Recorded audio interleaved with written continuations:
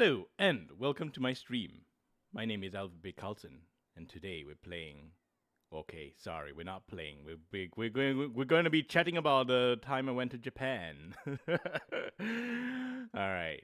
Um, Actually, I have prepared all of this on Adobe.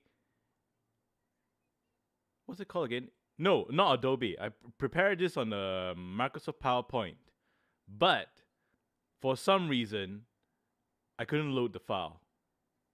I don't know whether it's because it's too big or because it's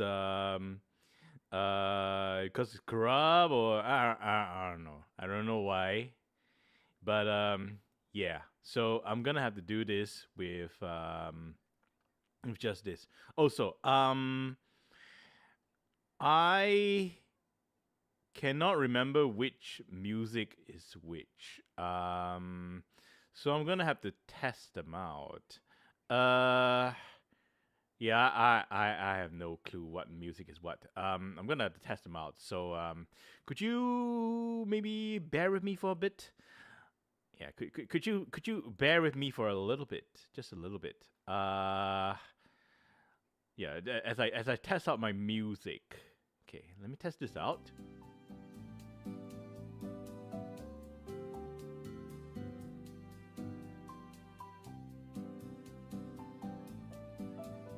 Excuse me if you hear something weird.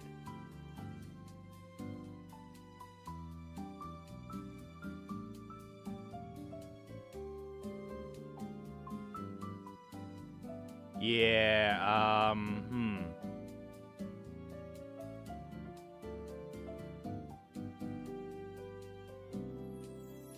Okay, I think this works. Yeah, I think this music works.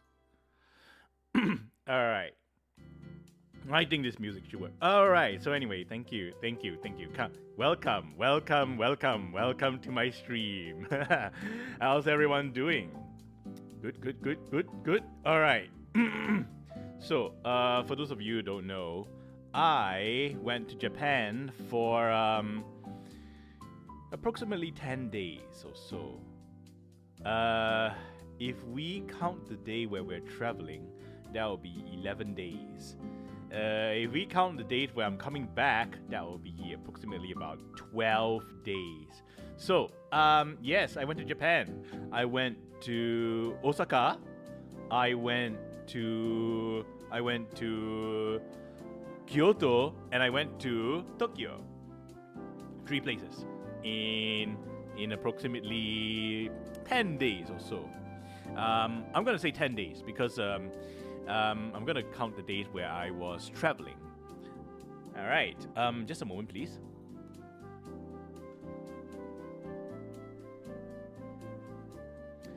All right. So some of you might be wondering, why didn't I stream immediately after I come back?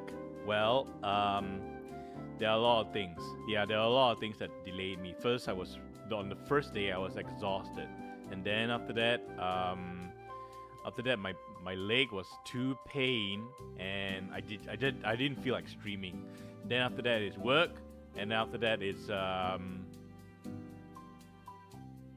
I was told to take it easy, and then after that I got friends to visit, and well, here I am.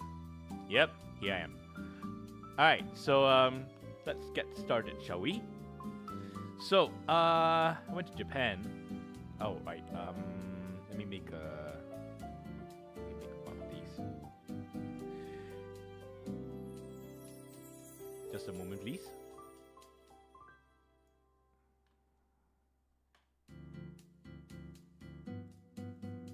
Okay.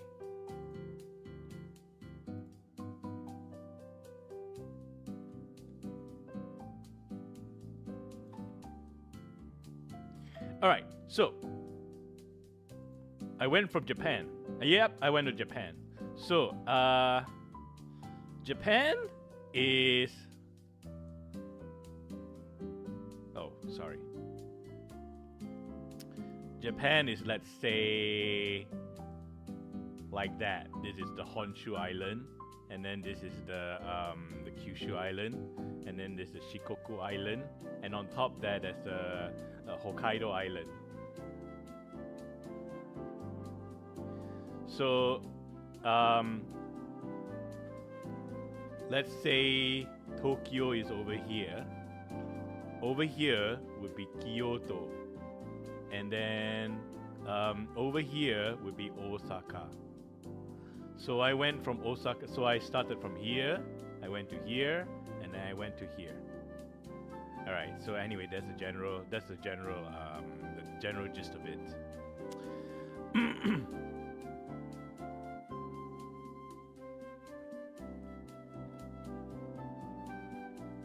I may need this in the future. So, okay. So, let us begin.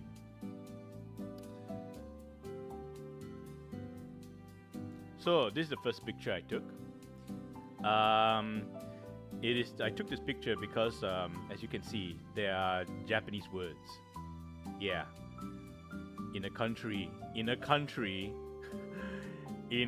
normally whenever you go to another country, the first thing you see is their airport, and you know you're in another country when you see these words, the words that you're unfamiliar with.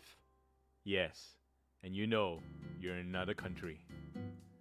So next, over here, I took this picture to remind myself of what to tell you guys. Okay, so over here. This is the transfer area. This is the what is it called? The immigration area. Yes, this is the immigration place. So what happened is that this is the place that amazes me. So what happened was that normally, when you go to an immigration place, there'll be a guy on the counter, and then you come in here. You come in here, and then you have to give your passport.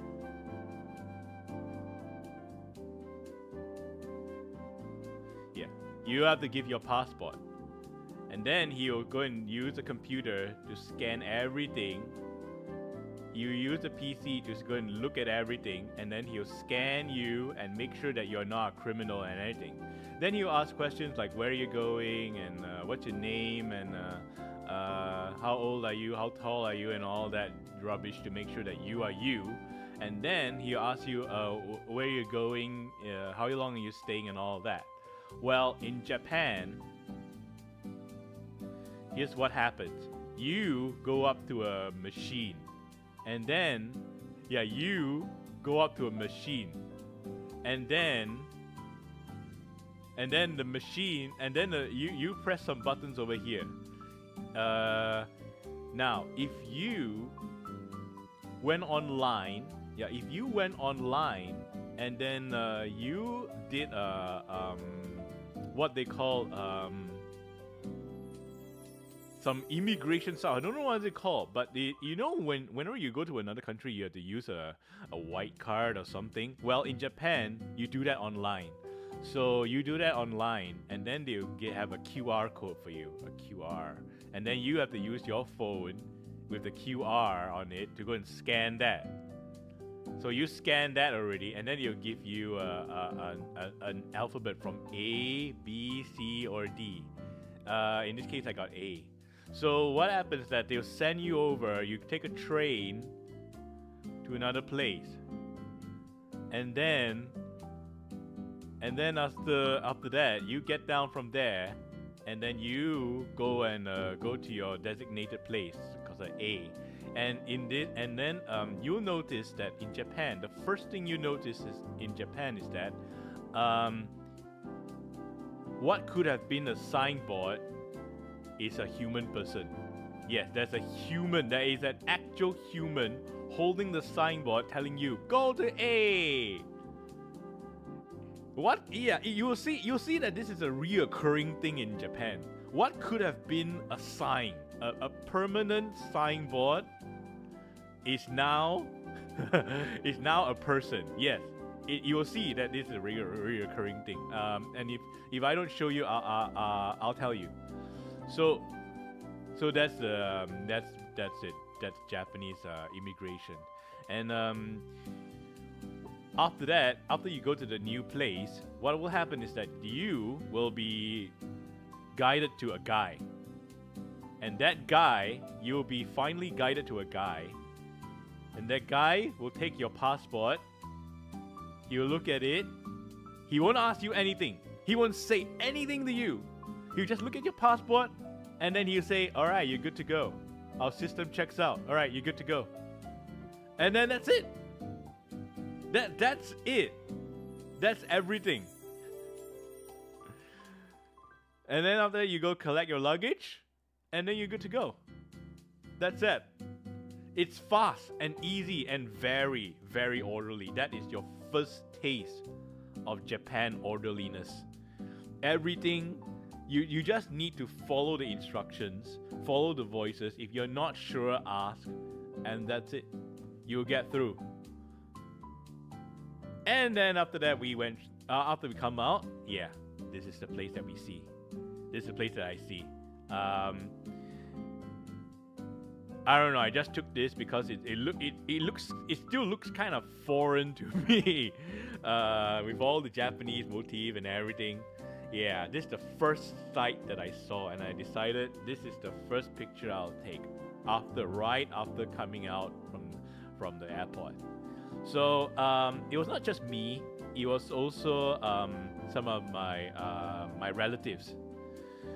Yeah, some of my relatives came as well. So we were all a group, and then we all huddle up, and then we all gathered, and then we move on. And so we move on, and then I saw this. Welcome to Kansai, which is the airport we landed in. After all, it's the nearest airport to Osaka, if I'm not mistaken. So, yep, we went to Kansai, and then yes, this. So, you see, the reason why I took this umbrella is because you will see a lot of this recycled umbrellas. These umbrellas are just there. Yeah, they're just there. They are there for people to take. They are there for people to leave. They're just there. And you know what? If you leave your umbrella there, people won't take. And most oftentimes, you'll see this basket in front of Japanese shops. You can leave your umbrella there. No, you're supposed to leave your umbrella there, in fact. Especially if it's raining. You're supposed to leave your umbrella in this kind of basket, and then you will retrieve it when you are about to leave. And if you forget, then a worker will see that you forgot your umbrella, and they'll chase after you with your umbrella. And the best part about this is that if you leave your umbrella there, there's no one that's gonna steal your umbrella. Nobody, or at least not that I know of. Anyway, moving on. There are about 600 over pictures by here, by the way. So this is the Japanese line. Yeah, this is a train system. We were somewhere around here, and we're supposed to get somewhere there. Total train time takes about half an hour or so. It's pretty fast, and we experience it. Japanese accuracy in terms of time, punctuality. Yes, Japanese punctuality. I experience it firsthand. If it says 5 minutes, if it says 6:55, you look on your phone. Yeah, you look on your phone, it says 6:55, the train is there. And the train will be there for approximately 1 or 2 minutes or so, and then you'll leave. The train is not as late as London trains.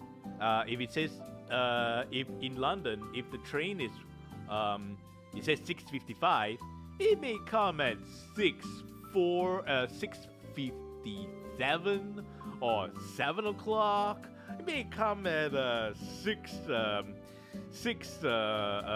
Very rarely it comes at 6:49. Very, very rarely. Very, very rarely. Uh, and in France, if you take the train, it's very rude. And what I mean is like this. You get up on the train. Yeah, you are getting up on the train. The train arrives, and then the train door opens. The door opens for about 5 seconds, and then there'll be a sound, beep, and the door will shut, and the door will shut, and then you're just outside there. So I was traveling with with a couple of my relatives. We went onto the train in France, in Paris, and then they went before me. But we know where we were going. We know where we were going. We were where to stop off at, and then we went on the train, and then I haven't even got up yet, and then there's a beep, beep, and the train shut just immediately after the beep. And I was stranded. And I knew, oh dang, this French trains, dang. Not only are they late, but they are late, but they are early to close out. Meanwhile, Japanese trains, they wait for everyone to get on board. But everyone also know that the train doors will close. When the train doors close, they will have a sound. Doors are closing. And then people have about 2 seconds to either get on or get off, and the train doors may close. Why I say may close is because sometimes the train is really packed, and so me and one of my relatives experienced this also. The packedness of the train, train packed like sardines, and yeah, it's a feeling that you could get used to be honest. If you're alone, then it's cool. If you're with people, you'll be worried because you don't want to be separated from your group. But anyway, let's move on. So this is a train station over here. If you arrive in Japan, if you're a first timer in Japan, allow me to tell you where to go. Go to the blue mark there. You see that blue? Yeah, you see that blue screen over there? Go over there. That is where you want to go. That is the place where you go and buy your. That's the place where you buy your ticket. Sorry, not your ticket. The green place where you buy your ticket, but don't buy the ticket. Buy the. Last time it's called a Suica card, but now it's called a Eco card. Start with an I. ICOCA. Eco card. Yeah, so you buy an Eco card. That is the best, one of the best Japanese souvenirs you can ever have. The Eco card. Let me write it out for you, man.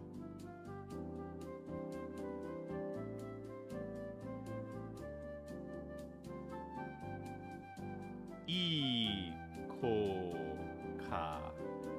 Yeah. This is one of the best souvenirs you can ever get while in Japan.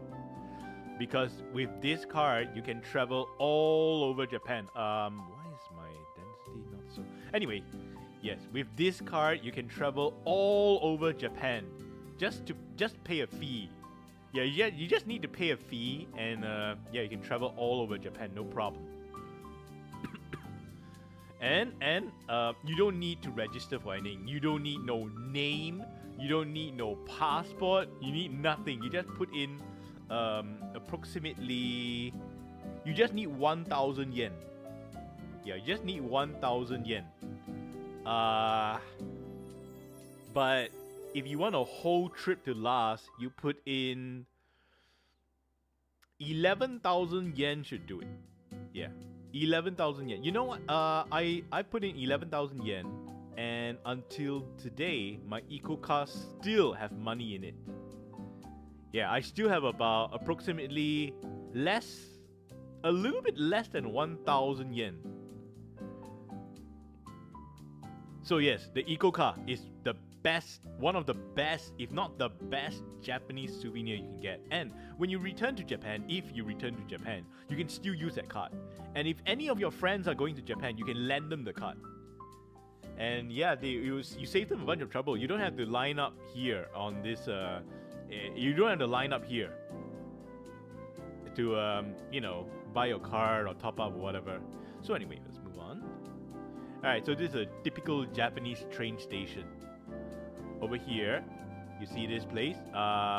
Okay, so we didn't take a picture. It's here on the right side of here. This is a waiting room. If your leg is tired, if you are exhausted from walking or whatever, yeah, all you need to do is to just go to this waiting room over here.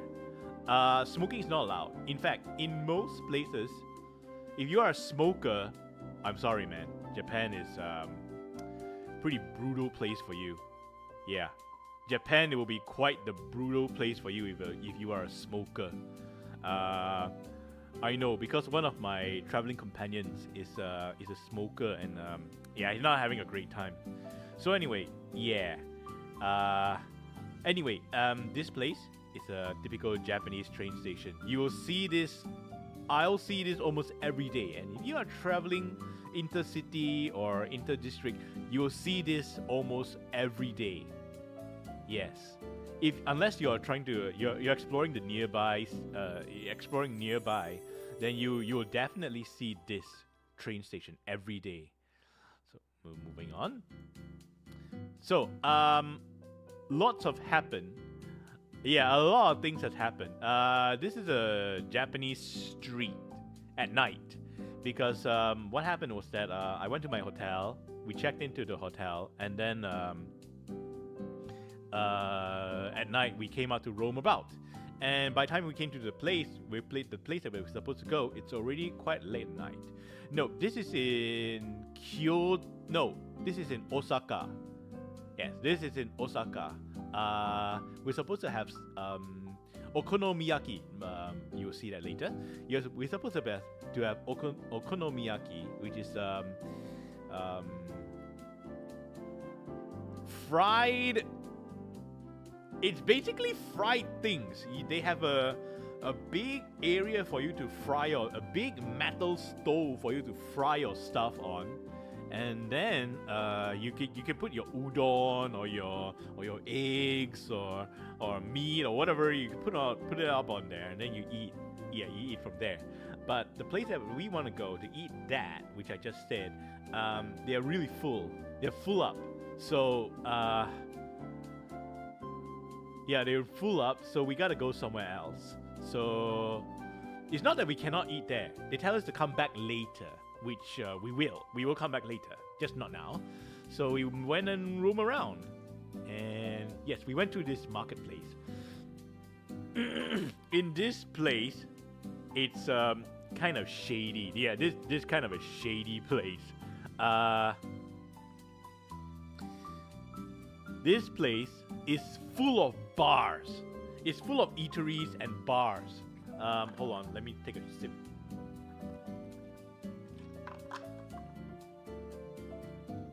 And by eatery, I mean like pubs. Not so much restaurants, but rather pubs. So in this place, yeah, it's full of pubs and bars. And the bars, I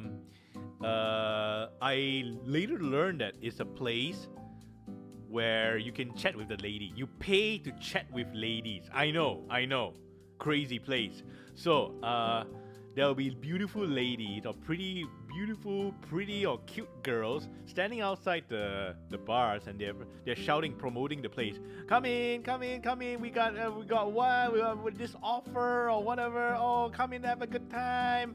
You know, that kind of thing. Yeah, they'll shout that, and then you come inside. And then after that, you pay for how long you want to be here, along with your drinks, or maybe you just pay for the drinks and you buy some snacks or whatever, and then a girl will come over, and then you chat with the girl. I don't know whether the girl is assigned to you or she volunteers to come up to you to talk. I don't know about that bit, but that's what I learned is that what I learned is that there are such bars in Japan where the girls you have to kind of pay to talk to the girls. Yeah, I know. Yeah. Kind of weird, but that's just how it is. So we were walking around this place, and then we found, well, not one of those kind of bars, but we found a bar. Not really a bar, but more like a pub where you can eat stuff. And yeah, we ate some stuff there. It's not fantastic, but they do have some good food. And one of them is this. I believe this is ochazuke or something like that, or bubuzuke, I think. So these white little dots here are the kind of like oats, and you eat with rice. And over here, I think it's yuzu. I think it's a kind of fruit. They boil this fruit, and along with a little bit of seaweed and onions. And I think this is a pork broth. I think. So anyway, you drink this. It tastes pretty good. Yeah, it's quite soothing. It goes along with your alcohol, actually. In fact, I think that this dish is an alcohol dish. I think this place is trying to encourage you to buy the alcohol. And if I'm not mistaken, either this drink over here is either oolong tea or it's a beer. Whatever it is, this place that we are in is supposed to be a beer place. Oh, so I don't really have a lot of the picture of this place because I was in my cautious mood. I was in a cautious mode where I'm not too sure whether I should take pictures of this place or not. I don't want to really be a tourist and just wave my camera around. You see, I heard that Japan is have their eyes on tourists, and yeah, they have their eye on tourists. So I was trying to be a good boy here. Anyway, another thing we have here is this. So this over here, it is it's one of their meat. Yeah, I know it's unfinished meat, but this meat tastes really good. It's so good that I forgot to take a picture of it. I only remembered that I should take a picture of it because I was thinking that oh man, it's too bad I won't be able to eat this again because our trip here is structured like you go to one place, and then after that, you go to one place, and then after that you move on to the next and the next when the time comes. So it's quite packed. In fact, I would say this trip I went to is really, really packed and a little bit on the rushing side. So anyway, I thought that this meat, this piece of pork is really well cooked. It's soft. It's salty enough. It's got the right amount of it's got the right amount cooked in it. So I was thinking that that's too bad I won't be able to eat this. So I quickly took a picture of it before I eat it all. So where's this? Oh, after that we went up to a Ferris wheel or something, I think. Yeah, I think I went up to a Ferris wheel, and then this is a sight we saw. Yeah, this is a sight we saw. So the reason why I only have one photo of this is because the other photo has my reflection in it, and you can kind of make me out. I did not look too clearly. I did not look too clearly. But I didn't want people to see my face yet, so yeah. So anyway, this is the site that we saw. Kind of quite beautiful city. It's a lot to see. There's a lot to see. And over here, on this side, on the left side, I think we can see. Oh, this Daikin over here. We can see its temperature. It actually tells us the temperature at the time. Temperature at the time is around 16 to 20 degrees. If I remember correctly. Okay, let me lower that. Next. So the Ferris wheel, it went up, it went down. We went to this mall. Oh right, I forgot to tell you. When I was at the airport in my country to go to Japan, my shoe burst. Yes, my shoe, the soles of my shoe burst open. So I had to look for a shoe. So I had to I had to look for a shoe in Japan. And this particular shopping mall that we went to has a Ferris wheel, and therefore I'm on this Ferris wheel. So I realized that uh, I am a giant in Japan. I went to 3 shoe shops, and all 3. No, I went to 3 shoe shops, and 2 of them does not have my size. They do not have American size 11. Yeah, they don't have American size 11. Yeah. UK size 10. They don't have that. And yeah, I'm basically a giant in Japan. It is only until the 3rd shop that I went to that they do have. And even then, they have in limited quality. Not all their shoes have size 11. And then I tried out my limited Japanese on the shopkeep. And you know what? It works. It works! Just by knowing a little bit of Japanese. Sumimasen, size 11, arimasu ka? And then you have ikura desu ka? Yeah, just to name a few Japanese sentences. Size 11 arimasu ka? Something like that. Yes. You just need to know a little bit, just a little bit, and the rest, yeah, the Japanese clerk will take care of the rest. So yeah, I bought my shoes in Japan. It's not expensive, you know. Yeah, fashion the thing in Japan is things that are fashionable, things that you do not need to survive on, is cheap. Clothes, figurine, models, maybe some alcohol, things that you do not need to use to survive is cheap. And things that you need to survive on, things that you need to survive, water, food, that's expensive. Medicine is in between. So if you get a flu, you do not need to pay you do not need to pay your whole bank account to compensate your illness, you know. So yeah, they got some Japanese pharmacy. They do have like it's like a magic place, man. They got everything. They have at least 3 things for one problem.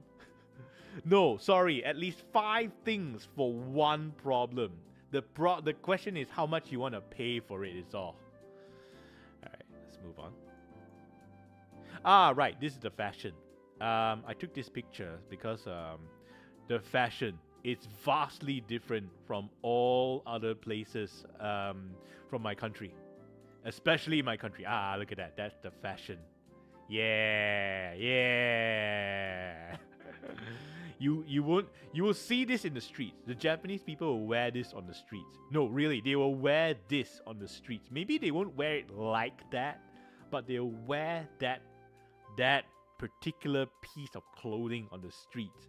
Same as this one.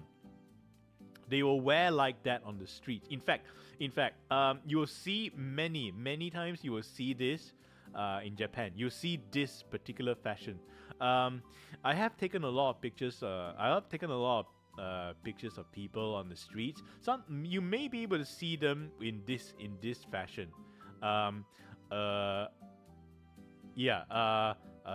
top that shows your arms, or maybe it's a long top that covers your arms, and then you have a black skirt, and then it shows your legs, and then you wear boots.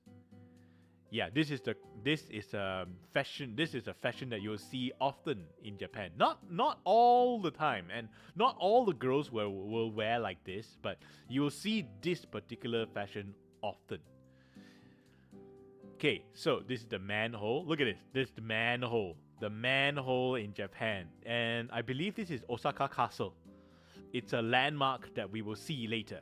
And just so you know, that's my new shoe. Yeah, this is my new shoe. The old shoe wasn't captured. So this is a new shoe that I bought. It's it costs about 1,700 something yen. Pretty cheap if I may say so. Alright, so this is the okonomiyaki that we went back to. Remember that I said that the place was crowded? Yeah, this is the place. So we came back to this place and then we ate it. We ate this food here. Really delicious. Very delicious. Yes, I promise you, it's delicious stuff. I never ate this before. And so basically this is udon. It's the thick noodles. And then we have here some chopped yuzu, and then we have some cabbages, lots of cabbages, and we have chicken meat inside, and we have some meat floss as well. I don't like the meat floss, but well, it's there. So this paper is given over here. It doesn't burn, despite this hot pan, this hot metal thing being very, very, very hot. It's not burning. So this paper is to prevent this this noodles to stick onto this. What do you call this? This stove? I think it's called a stove. So yeah, this it is to prevent this from being stuck onto the stove, so that you don't have to scrape like anything here. If it's not hot enough, if you think it's not cooked enough, then you can use this stove to cook. But usually the things that are served here are already kind of cooked. The noodles are soft enough, and the meat is salted and delicious. And then this here we have another okonomiyaki. This is the if I'm not mistaken, this is egg. No, this is batter. This is a batter. Yeah, this is not egg. This is a batter. It has several things mixed inside it. It's got meat. It's got chicken meat. It's got onions. It's got some vegetables like cabbages. It's kind of like the udon one. This one, except this one is the batter instead of udon. Pretty delicious actually. Yeah, it's quite delicious. And one crazy thing is that this does not, as you can see, this does not have a paper. It does not stick to the stove. I don't know why, but it just not stick to the stove. All right, moving on. All right, so after going up to the going back to the train, I noticed this. Yeah, I noticed this. So this is a step to go up. Yeah, over here, this is a step to go up. We have this compass. It's not very accurate. Yeah, this compass is not very accurate. But you have this. It's kind of interesting. So it says like when it's rush, do not when rush, stick to the left or right lane. Stick to the left lane. Yeah. If you during rush hours, stick to the left lane and don't push. So we went to this place called the Kuromon. See that? Kuromon Kawasakiya. So yeah, this is the place, the Kuromon Sakiya. It means a black door something something. It's kind of it's a big street. You will see it's basically a big marketplace that sells mainly food and a little bit of drinks here and there. Sorry, let me adjust my leg. Okay, I adjusted my leg. Okay, so there's this big crab over here. There are other motifs that they have over here, that they have hang up over, such as they have a big fish, or maybe a big fish. Yeah, big prawns also. Yeah. So, what was I? Oh, right. So this is the place where they serve a lot of good seafood. Yes, Kuromon Kawasakiya. They have a lot of good seafood here. Generally good food. Just good food in general. Alright, so when I turn around, this is what I see. Yeah, just the street. And the reason why a lot of shops are closed is because it's quite early in the morning. Actually, it's about approximately 7 or 8. Yeah, they're about to open. The shops are about to open, just not yet open. And then yes, this. I have permission to take this picture, so don't worry. This is a lady that has cooked unagi. She roasts unagi for over 50 years. Yes, these are some of her products. The best one are the Japanese eel. Yeah, look at that. Look at that. That is delicious. The eel here.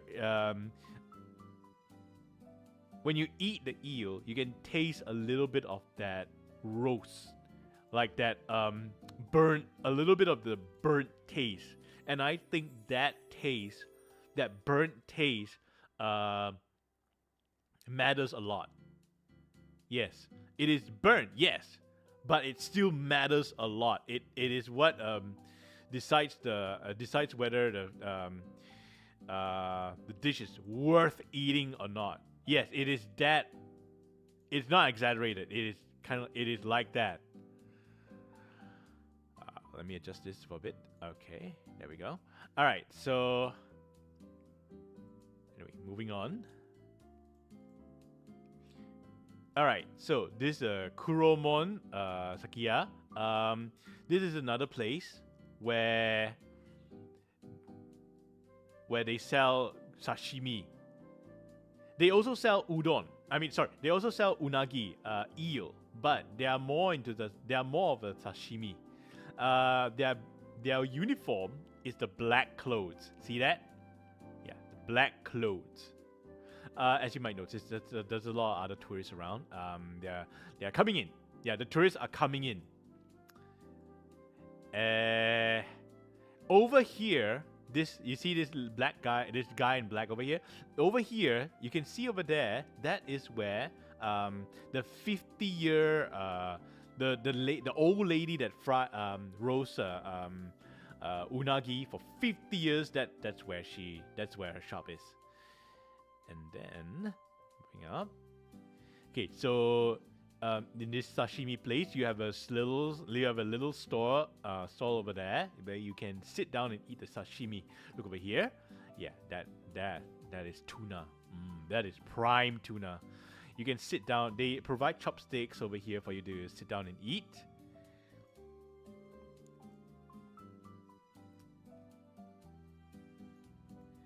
And look at that. Look at that. Wow. Tuna. 3 large tunas. Yes. No, those are big. Yeah. I didn't take no, those are real tunas, by the way. They are real tuna. They are honestly real tunas. And I'm pretty sure their meat will serve us that day. We were told not to touch the tunas though, but just by sight alone, we can tell that it's real. So this is sashimi. This is sashimi that they gave.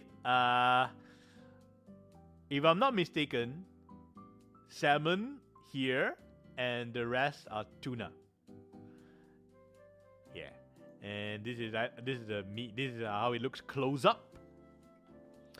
Very delicious. Very delicious stuff. And yes, and no, these meat are not cooked. They are raw. So you have to eat them. You have to eat them quickly. All right. So this is the why. If you like what they cook, if you like what they cook, then you can just buy from here. But bear in mind that you are buying raw fish. Yeah. If you do buy from here, bear in mind you are buying raw fish. And yes, they have yakiniku. They have meat as well, not just fish, but they sell other things like beef and pork. But we're only interested in the fish. So yeah, the fish. So this is the eel that I've got. Yeah, this is the eel that we got, and It came with the rice, and yes, it's delicious. It is delicious. It's worth every penny, I tell you. Yes, the old lady's unagi is superb. There is a reason why her business can survive for 50 over years. It's because it is that delicious. So, over here we have scallops. Real scallops. And yes, she's barbecuing the scallops. I have never ate scallops. I have ate scallops, just canned scallops, not real scallops. And this is real scallops. Look at that. Look at that. Wow, it's delicious. Look, just one is 1,500. 1 yen. Hold on for a second. Japanese yen. JPY to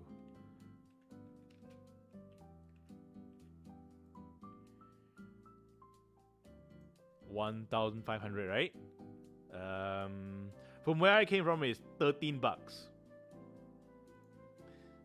Hey Jorka, hello, and welcome back from Japan. Hey Jorka, hello, welcome. I watched the Eurovision Song Contest Grand Final yesterday, and I was really frustrated that my country didn't win. Oh man, sorry about your country not winning, man. Who won the Eurovision Song Contest then, Jorka?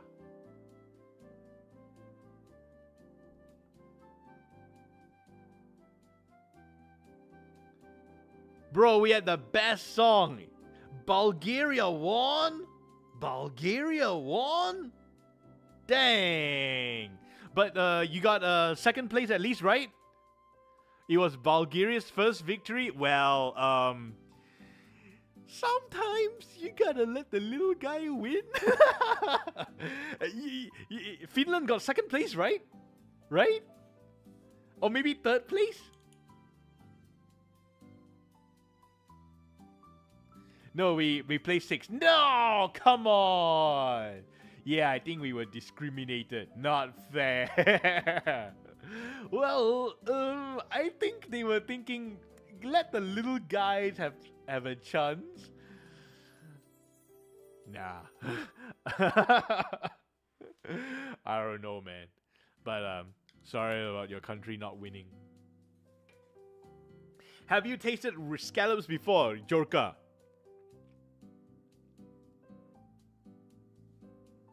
Yeah, have you tasted scallops before? Look at the picture. That's scallops, man. Until I went to Japan, I have never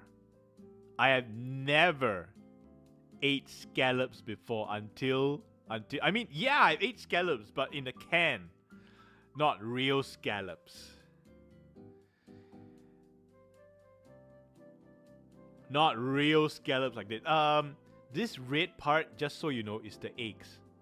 Yeah, scallop eggs.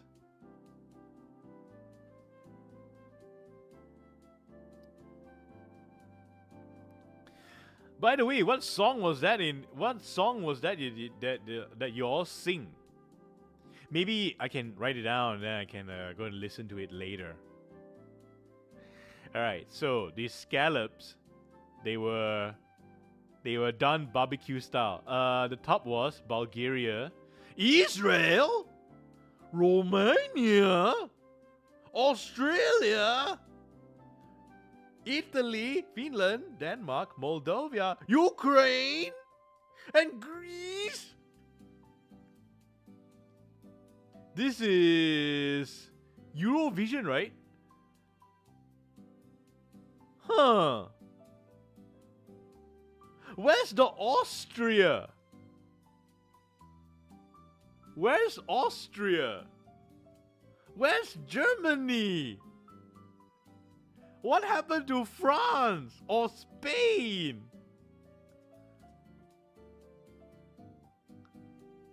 What about Netherlands? Also, I'm sure that Israel was cheating in the votes again. Yeah, because last year they were also second and they got caught buying votes. So I'm not surprised because they're in a war and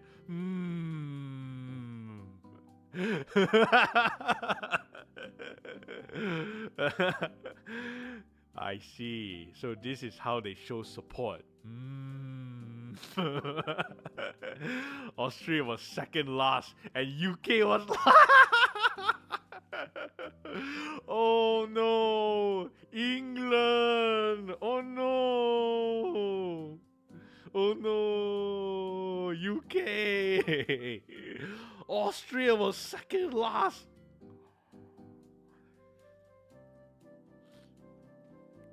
What happened to Austria? I thought Austria was was full of good singers. Huh? I thought, what happened to Austria, man?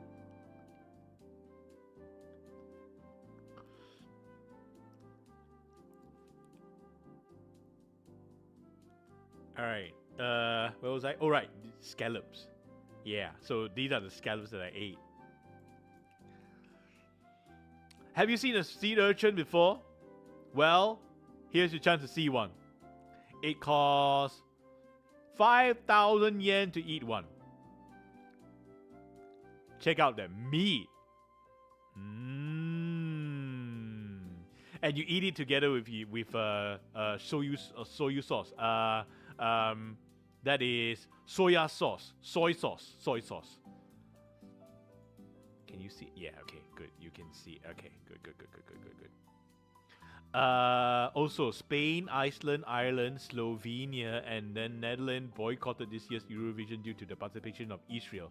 That's why Spain. Huh.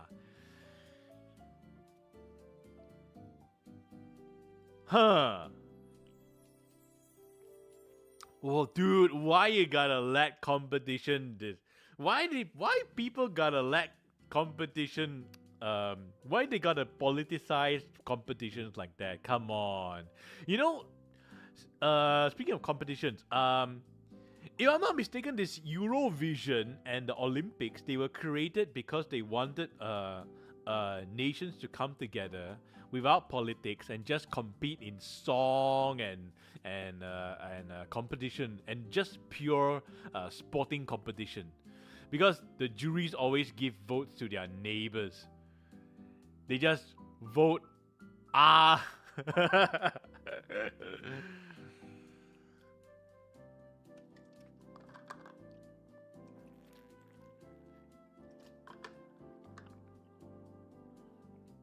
Well, that's just how it is, I guess. You know, I don't like it. I really don't like it when the competition they got to politicize the competition like that. You know, even in the Olympics where they are not supposed to be politicized, they're supposed to undo all war or anything like that. Yeah, they are supposed to stop wars and participate in the Olympics. And yeah, it just doesn't really happen like that. You know, one of the purpose of the Olympics is to stop the wars so that people will stop wars and just compete in the Olympics, and then when the Olympics is over, they can resume their wars or something like that. Or maybe just end the war. Yeah, anyway. Oh, right. So this, in the same Kuromon, you can buy knives. Look at that one. That costs what, 101,000 yen? That costs 230. Oh my goodness. Anyway, these swords, right? These knives, right? You might be wondering, can I really bring a knife into my country? You know, can I really just buy a knife in Japan and bring it into my country? The answer is yes, you can. You can. You have to declare though, because you're bringing in dangerous things, so you may have to declare. However, if you put it into your luggage, you should be fine. But it has to be in your luggage. So if you want to see Finland's performance, just type this on YouTube.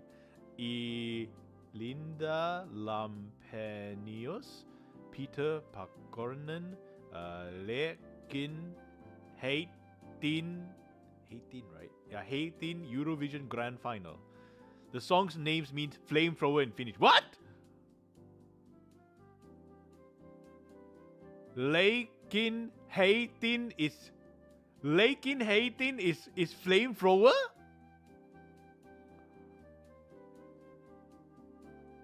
Lakin Haken means flamethrower? Dang! Oh, so am I pronouncing it right?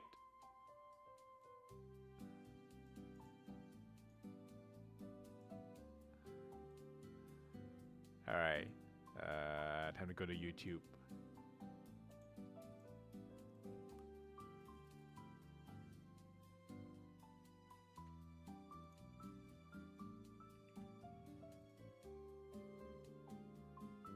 Oh my, it's a violin.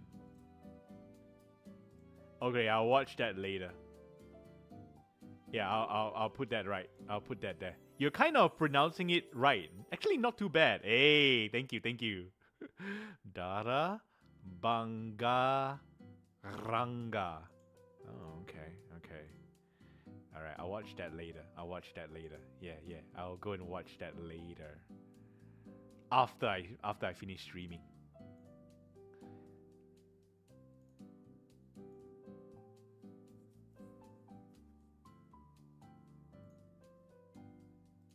No, YouTube. I'm not interested in your music app or whatever. Yeah. No worries, YouTube. No worries. Let's see here. Okay. And the violinist, Linda, got permission to play the violin live because normally in Eurovision rules, all instruments are pre-recorded and only the vocals are allowed to play live. That kind of makes sense. Yeah, it kind of makes sense because they fear tampering or anything like that. Yeah, they may fear tampering. So it kind of makes sense. Yeah. Could it be that's the reason why they cut marks also? It's because they play a violin? I mean, yeah, she got permission, but as of normal rules, they don't allow violin, and that's why they cut marks or something like that. Could it be? Also, I tested it. Do you see these knives? I tested them out. Yeah, I tested out these knives, and yeah, the guy. You see this guy? I tested out the knives, and yeah, they are actually very sharp. Yeah, the knives are actually really sharp. So, and then these, yeah, there are more of these knives here. And then this guy. This shop has other people as well. But this guy, he came to assist me. This guy, he's a student in Netherlands. No, he's a student from Netherlands, and he came to Japan, and he works here because of summer, and yeah. So he's the guy that spoke English to me, and he handled all my things. Yeah, so I took a picture of him. Yeah, there's a sword. I believe you can buy this sword. Yeah, you can buy this sword, and you can buy both swords and the stand as well. And if you can fit it in your luggage, you can bring it home. However, if you want to bring a real sword home, it's very expensive. It's already expensive to bring a sword like this home. And to get through your own customs, I believe you have to declare. Yeah, they have strict schedules because they don't have time for all the sound checks with the instruments since it's a live show, and there's these people called ninjas who usually have only 60 seconds time to set up all the props and staging between the acts. So imagine if all the instruments were playing live, the concert would take forever. Ah, yes. Yeah, it's a setup time also, and they have many countries to process also, I guess. They have many countries to process also, I guess. Yeah.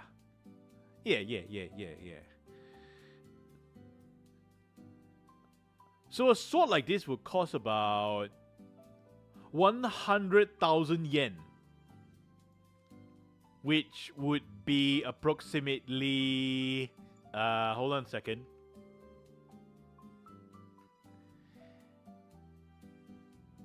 About 900 bucks. Yeah, about $900. Expensive, very expensive. It's expensive, and then that 100,000 is only for the sword, not for the other sword and the stand. And if you buy this sword only, you're missing its brother and the stand as well. Also, I'm pretty sure this sword, if you buy the sword, is blunt. If you buy the knives, they are sharp, bleeding sharp. I tested it. Very, very freaking sharp. I have not held a knife that sharp in years. Or maybe it's because my sharpening technique sucks, and that's why it's not sharp. But anyway, let's move on. There you go. King crab. One piece is 4,500 yen. Yeah, I can see over here. You can eat it together with these wines, but sold separately, of course. So we ate some like that. So they'll cook these. Oh, I didn't take a picture of it. Okay. They'll cook these on like a barbecue. They'll cook these crabs like barbecue, and then you have to crack open their meat and eat the flesh from within like that. I'm not sure whether because of the crab or the cooking technique. This is the least delicious thing I've ate in the cold kuromon. But it's still delicious. It's still delicious, but it's not as delicious as the other things that I ate in Kuromon. Yeah, this is my honest reaction to this year's Eurovision final result is absolute cinema. Rigged! Jorka, when you say absolute cinema, yeah, when you say absolute cinema, it's usually something good. But I understand what you mean. It in this case, it's a total theater. Everything is staged. Yeah, I understand what you mean. It's rigged. I haven't seen anything myself, so I mean it negatively and drama this time. Yeah, I know.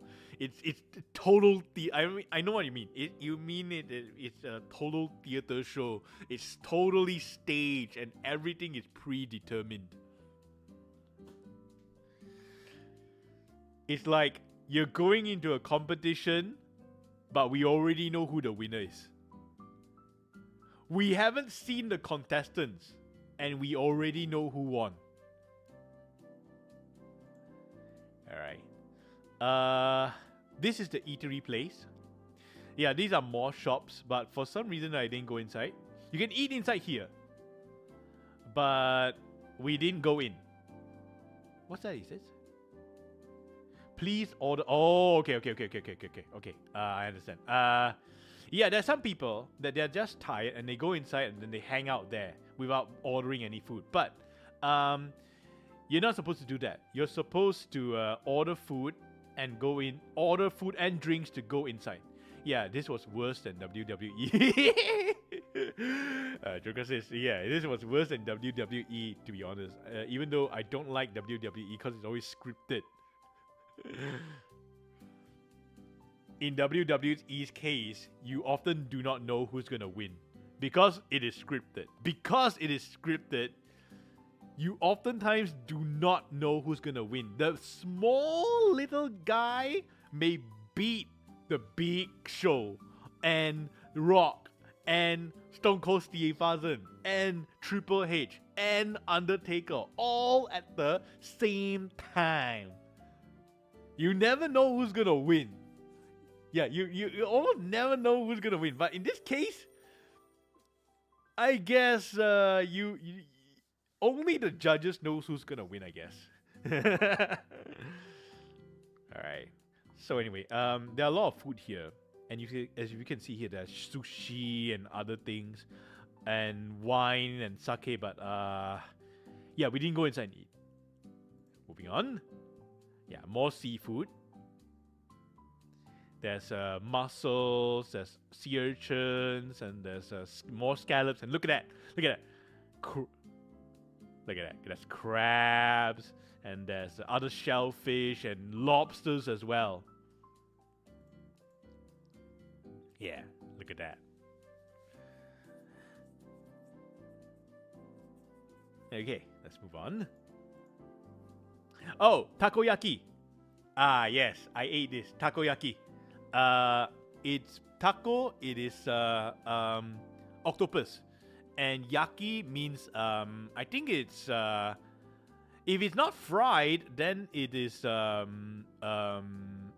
burned or roasted, or it's something to do with fire, I think.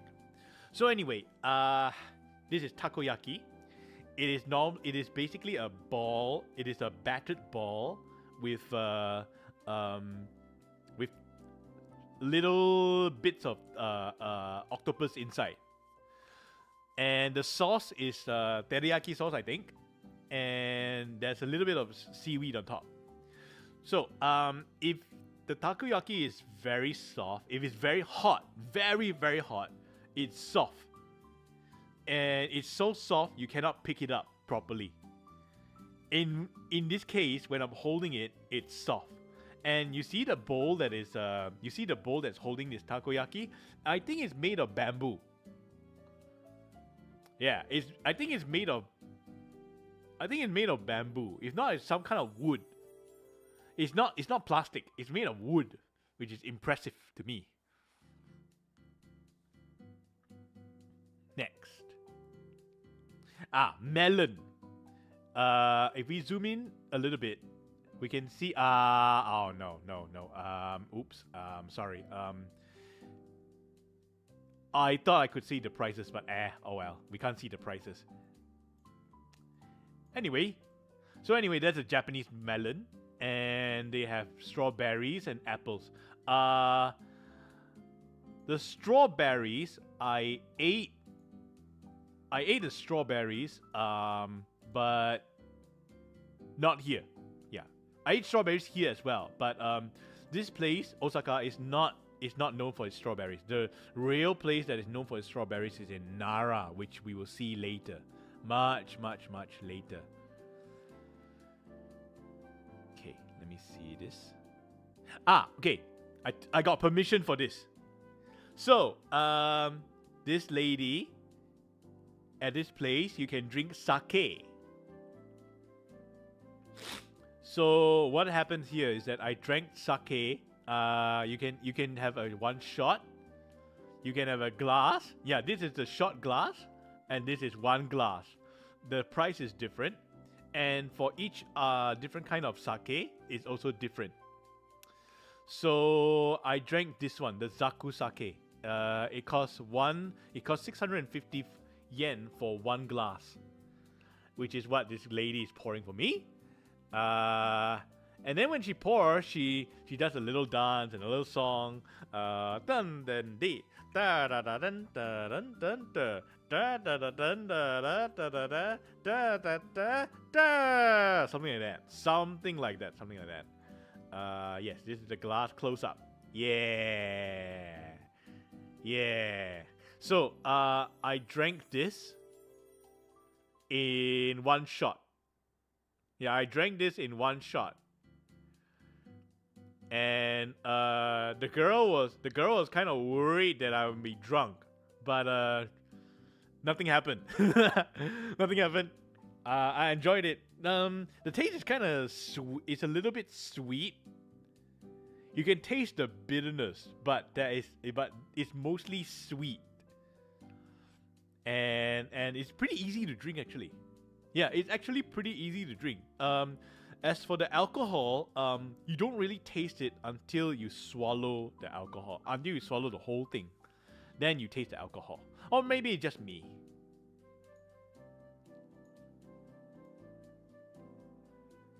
All right, here we arrived in this place to eat some melons. Yeah. So this is we came to this place to eat melons. Do I have the? Oh no, I didn't. Oh no, I didn't have. I don't have a picture of the shave. So basically here we ate melons. Wait, no, this cannot be. No. Osaka melon ice cream. Okay.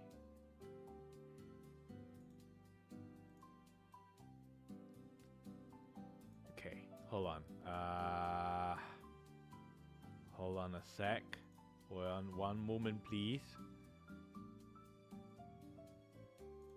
Yeah, just one moment, please. I really need to show you. Yeah, I really gotta show you.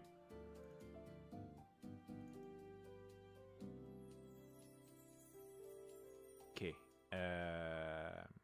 What?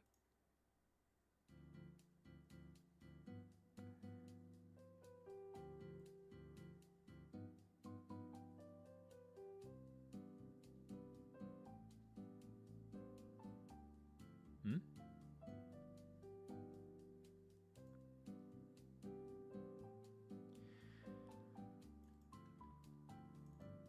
Ah, there we go. There we go. Yeah, look at that. There we go. There we go.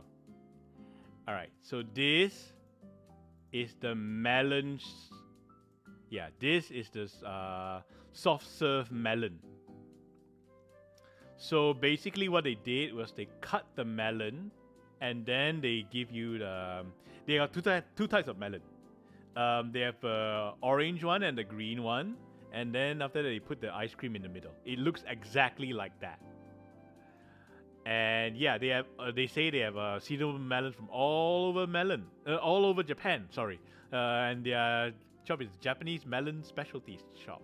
So we ate the melon soft serve right here. And it's delicious. It is as they say. It is as they advertise. Yes, it's delicious stuff. And then after that, this is store. This is the store that they got. Yeah, this is the price that they got. And then now.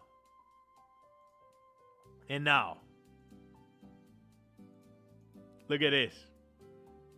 We walk a little bit further, and we saw this. This, my friend, is what we called durian. Thai durian. No, it's really durian. I picked it up myself. I picked up that durian and I smelt it myself.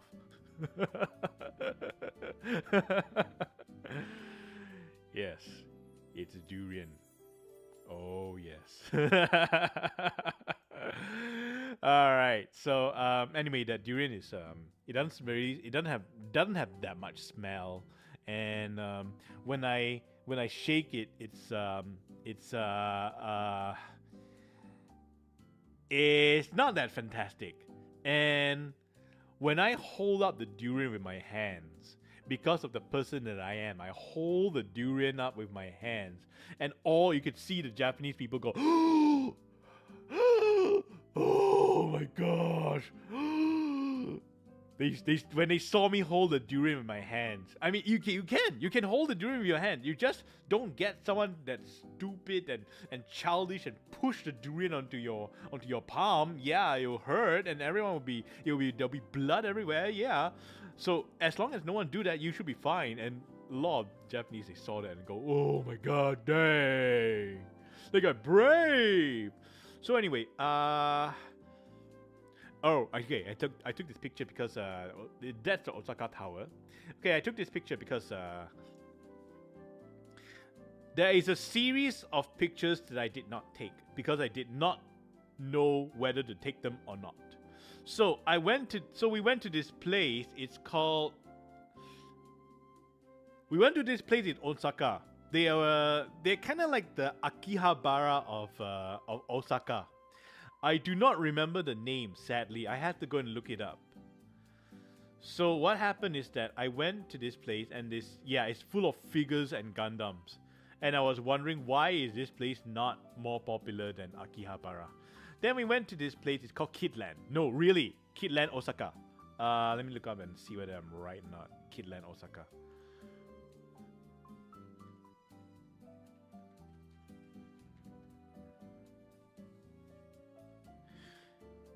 Joshin Super Kidland. Yes, yes.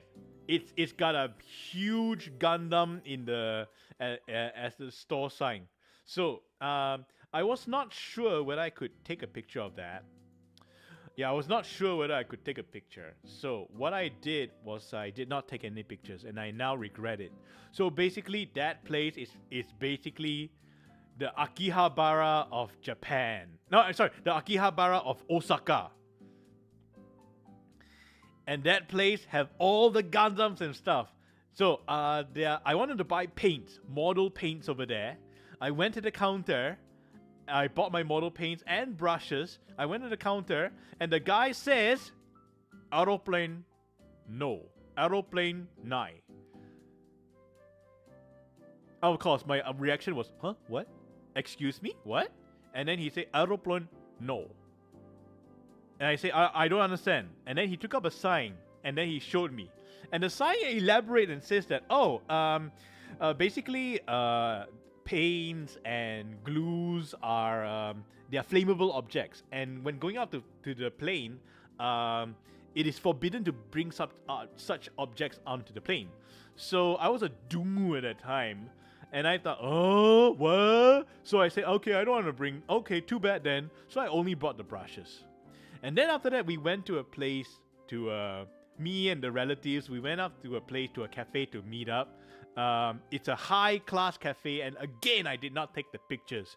The maid there was beautiful. Not cute, beautiful. It is not those, those made in Akihabara? It's not like that. It is the actual Victorian maid with the long flowing dress and all that. Yes, it's a maid cafe, but not that kind of maid cafe. So anyway, we went up there to go and meet up, and then after that, one of my relatives, I told him that I can't buy I can't buy paint and glue here. And then my relative, he fished out from his bag a super glue and say, "Ooh, take a look at this. Hey, take a look at this. It's in my bag. I think you can, if this was in my hand, in my carry luggage, I think you can bring paints and glues up onto your luggage." Now, yes, later I bought my glues and paints in Akiba, but I only bought one because I was afraid.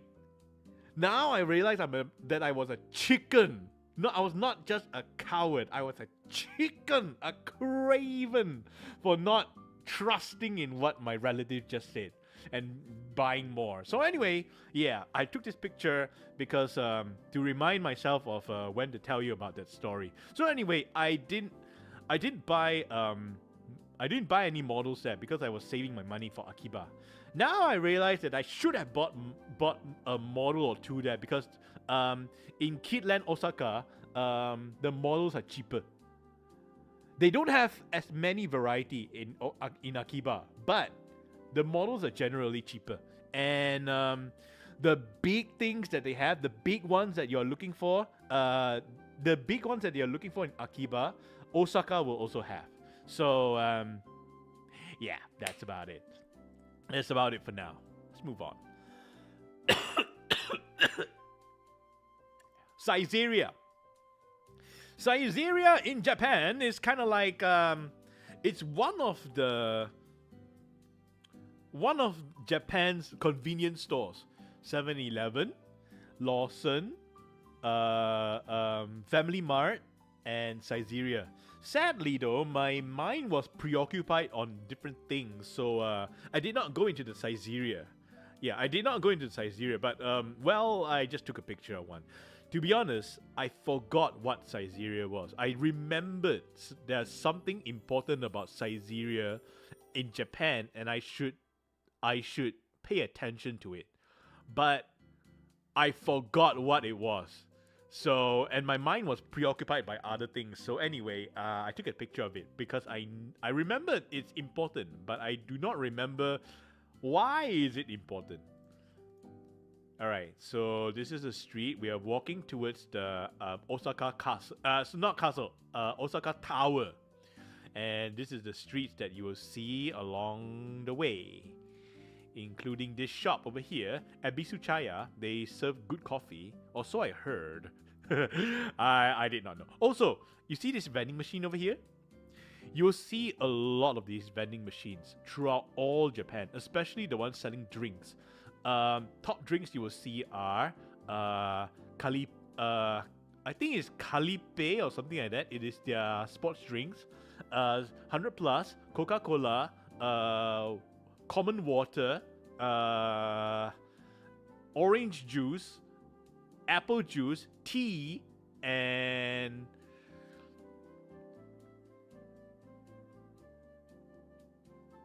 I think that's about it. Okay, so anyway, yeah, this is a stall you can see. Alright, shogi. Yes, shogi. I do not know what's written there. Yeah, I don't know what's written there. But it's basically telling you to solve this shogi puzzle. Now, let me tell you something about shogi, okay? I don't know how to play it. I play chess, I play checkers, I play xiangqi. I also play Indian chess. I play the goats and the wolves. There are many kinds of board games I play, but I have yet to learn shogi. I know it's basically like chess, where you're trying to conquer you're trying to capture your opponent's king, and that at certain point the pawn, when it reaches a certain point, it can upgrade to become something else. But apart from that, I don't really know how to play the game. I don't recognize the pieces or anything like that. So anyway, this is shogi, and this is at the somewhere at the base of Osaka Tower. So we move on. Okay. Yeah, rickshaw. So there's a lot of these restaurants behind here. This is one of the legs of Osaka Tower. And I took this picture because of the rickshaws you can see here.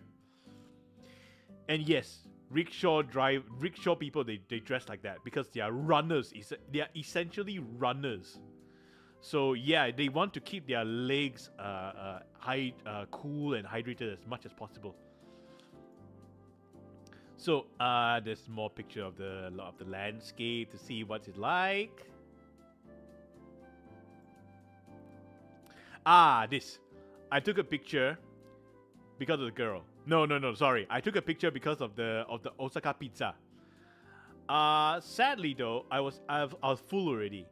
And you see this? This is gyoza, Osaka gyoza. I heard that this is one of the good ones. Sadly though, I've already eaten, so I was not really interested in the Osaka pizza. If not, I would have gone for it. I would have gone and ate it, but sadly I did not. So moving on. Yeah, this. This. Okay, note this.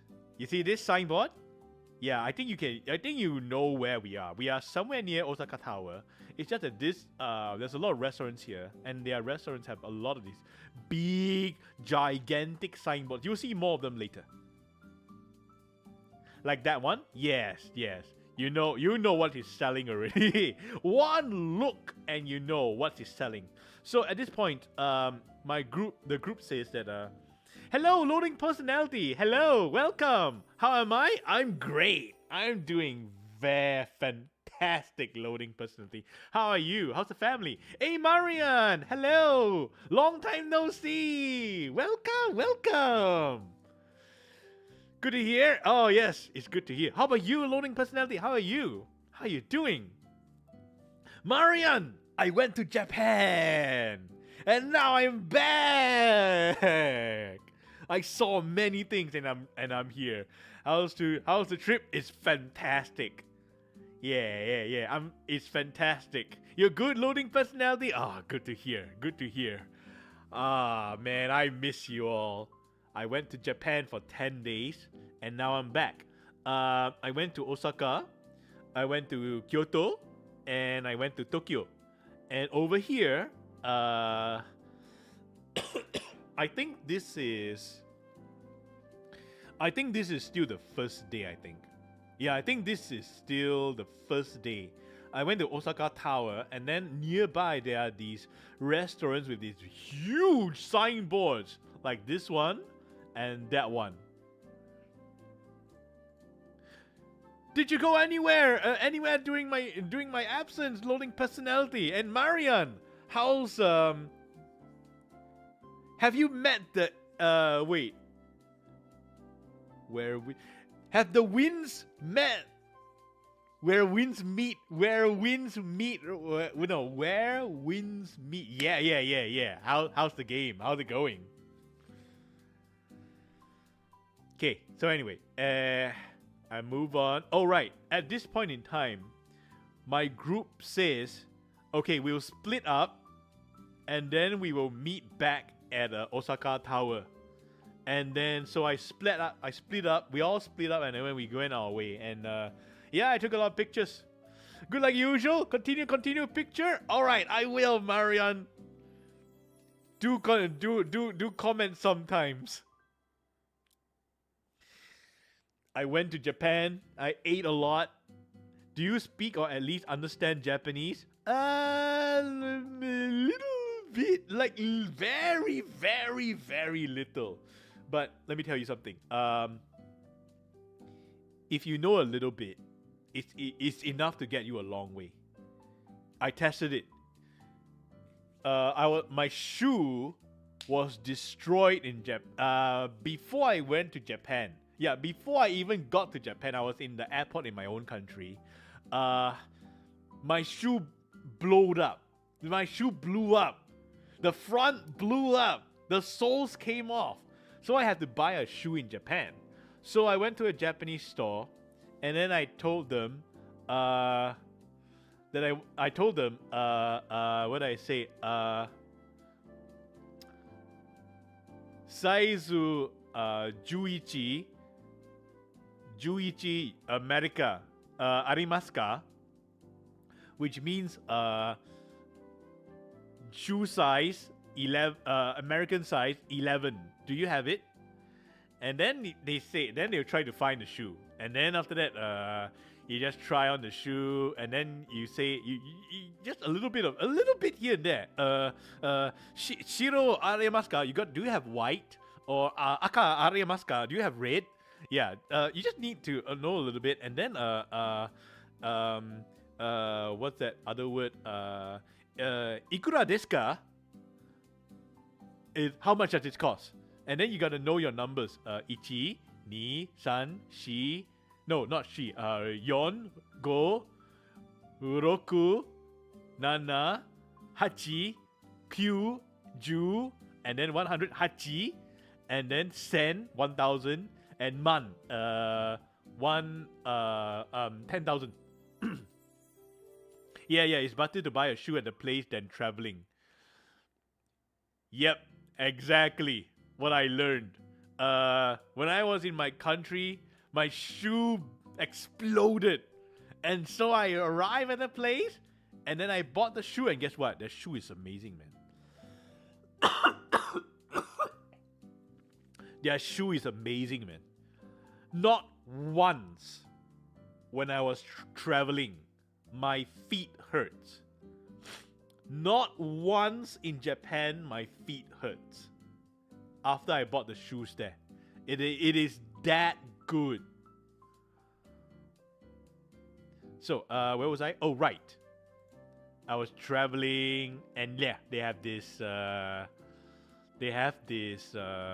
shooting range. Oh, Marian, how do you know about this? Better to buy the shoe at a place when traveling? Did something happen to you as well?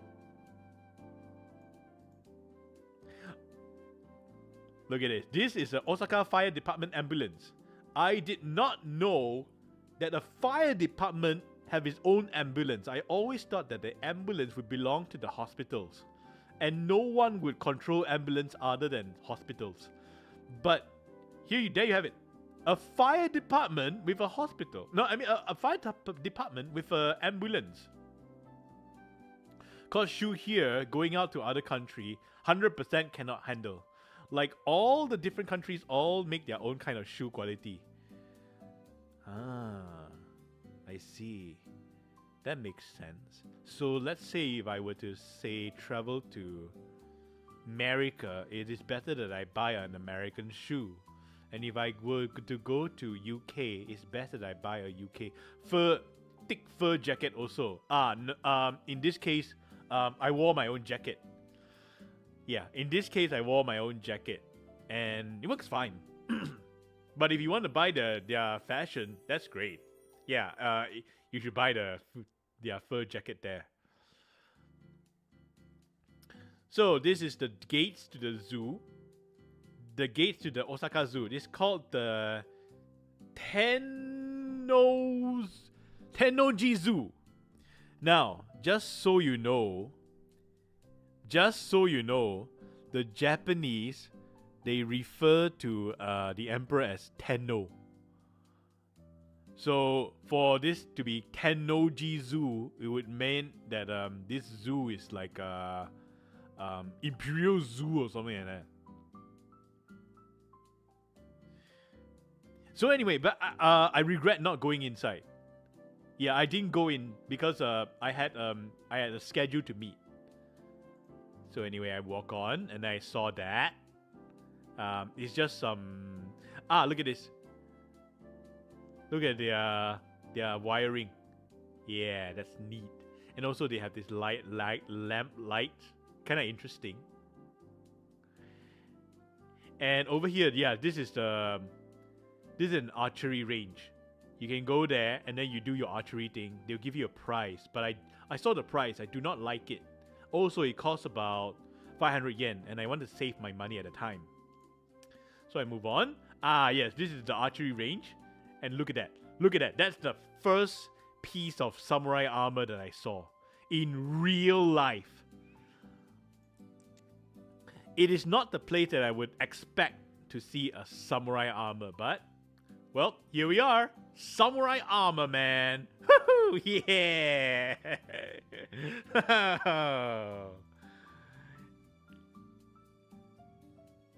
Alright, so moving on. Okay, so this is a tunnel. After you saw this and then you turn to your right and you go straight, you'll see this tunnel. I have a video of this tunnel, but I could not put video into this software. So anyway, going through this tunnel, you will see this beggar to the left, and you will see a musician setting up his instruments to sing on the right. Okay, moving on. After you come outside, you will see this. Yeah, this is a tunnel to another flea market or so, something like that. And you can see this. Yay, cute thing to note that we are going to see the museum. The zoo is nearby. Yeah, this means that the zoo is nearby. But the thing is, I came from the zoo. The zoo is behind me while I'm taking this picture. You see this traffic light? Now in Japan, we do as the Japanese do, and no matter how clear the streets are, the Japanese will never cross the road as long as they see this red sign here. Yeah, no matter how clear the streets are, no matter how far you see, and you do not see a single vehicle, not even a bicycle, the Japanese will never cross the street. So, in Japan, as they do it, you do it as Japan, as the Japanese do. So, yeah, I also didn't cross the road. On the other hand, bicycles must adhere to traffic rules.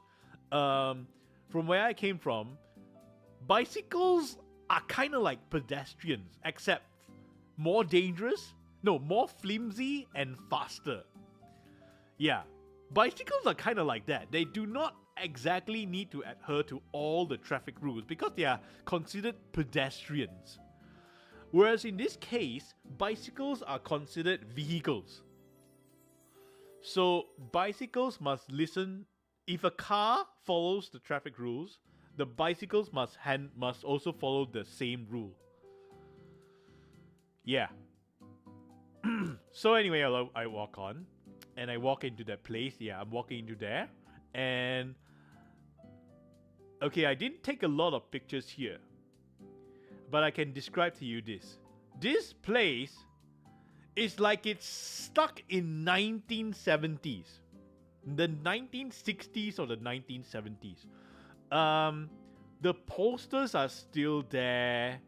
The 1960s or early 90s hairstyle, their models, beauty kind of beauty, what do you call that? Beauty standards are kind of like that. It's still, you can tell it's in the 1960s. They're stuck. Okay, I'll describe to you what I saw. There's a lot of bars.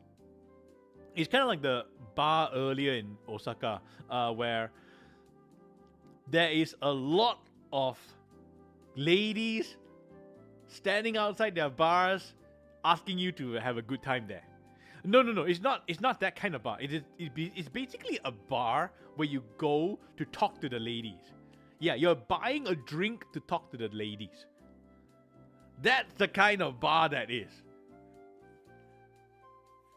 You buy a drink to talk to the ladies. And if you bring your friend, you and your friend can talk to the ladies while drinking the drink. I know, it's kind of weird, but that's just how it is. Also, I saw some really cheap yukata and kimono inside there, but I wasn't sure how the price fared, because I did not see enough of Japan yet. So I did, although it was one of my goals to buy the yukata, I did not buy it here.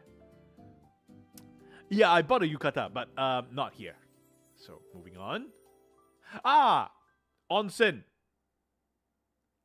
I did not go inside, but it is a shame not to take a picture if I was so close to an onsen, is what I thought.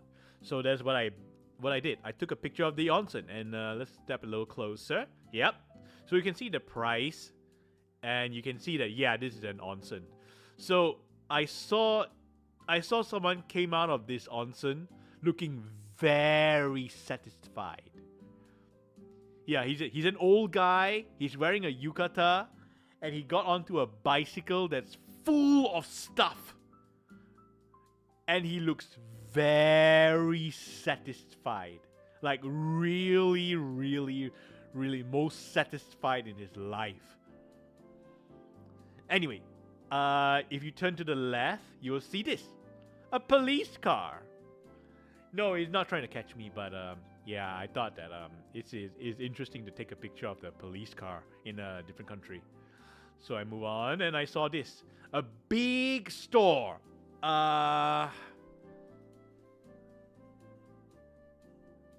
Maruhan, it says. I'm not too sure what is. I'm not too sure about this. I'm not too sure about the what it sell really, but yeah, it's there. It's a big mall though. It's really big. 20 minutes to walk past it. And then we're back to the street. Yeah, I took a turn and I got back to the I somehow got back in time to the group at the Osaka Tower. And then I took this picture. And then we move on and took this picture. Yeah, this is the other side. A lot of shops in this area near Osaka Tower. They have these big signboards, big 3D signboards. Sadly though, I didn't go into any one of them to eat. Yeah, because we were already full and we were going to a different place to eat. We have a different appointment. Yeah. So I'll be showcasing some of these signboards here. We have a long way to go. I may need to split this into part 1 and part 2.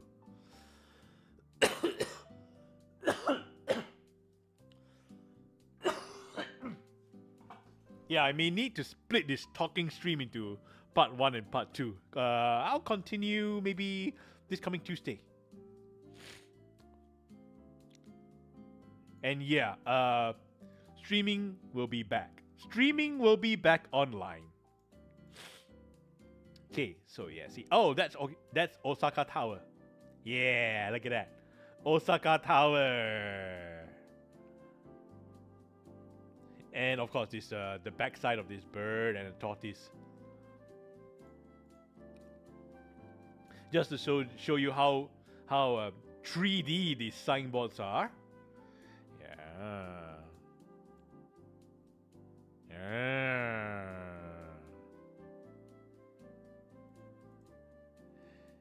Yeah. Oh, right. This amusement space.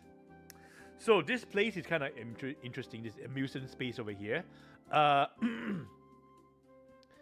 In this amusement park, we have a lot of crane games. Yeah, it's just crane games inside there. So what happened is that they somehow can tell that we are foreigners. I went in with one of my relatives, and then the guy gave us a ticket.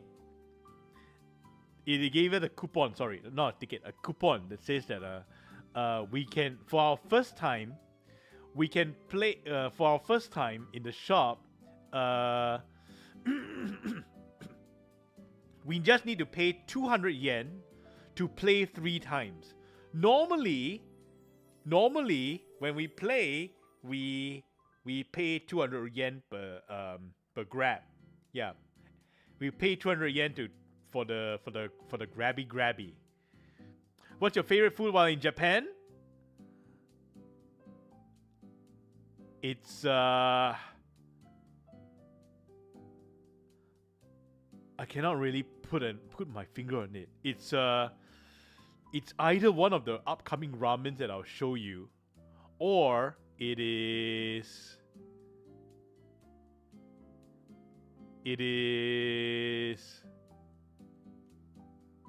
hold on a second. Let me see. This is 82.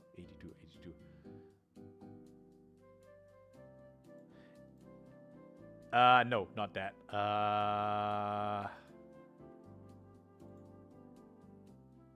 Yeah, it's either this sashimi, or no, not that.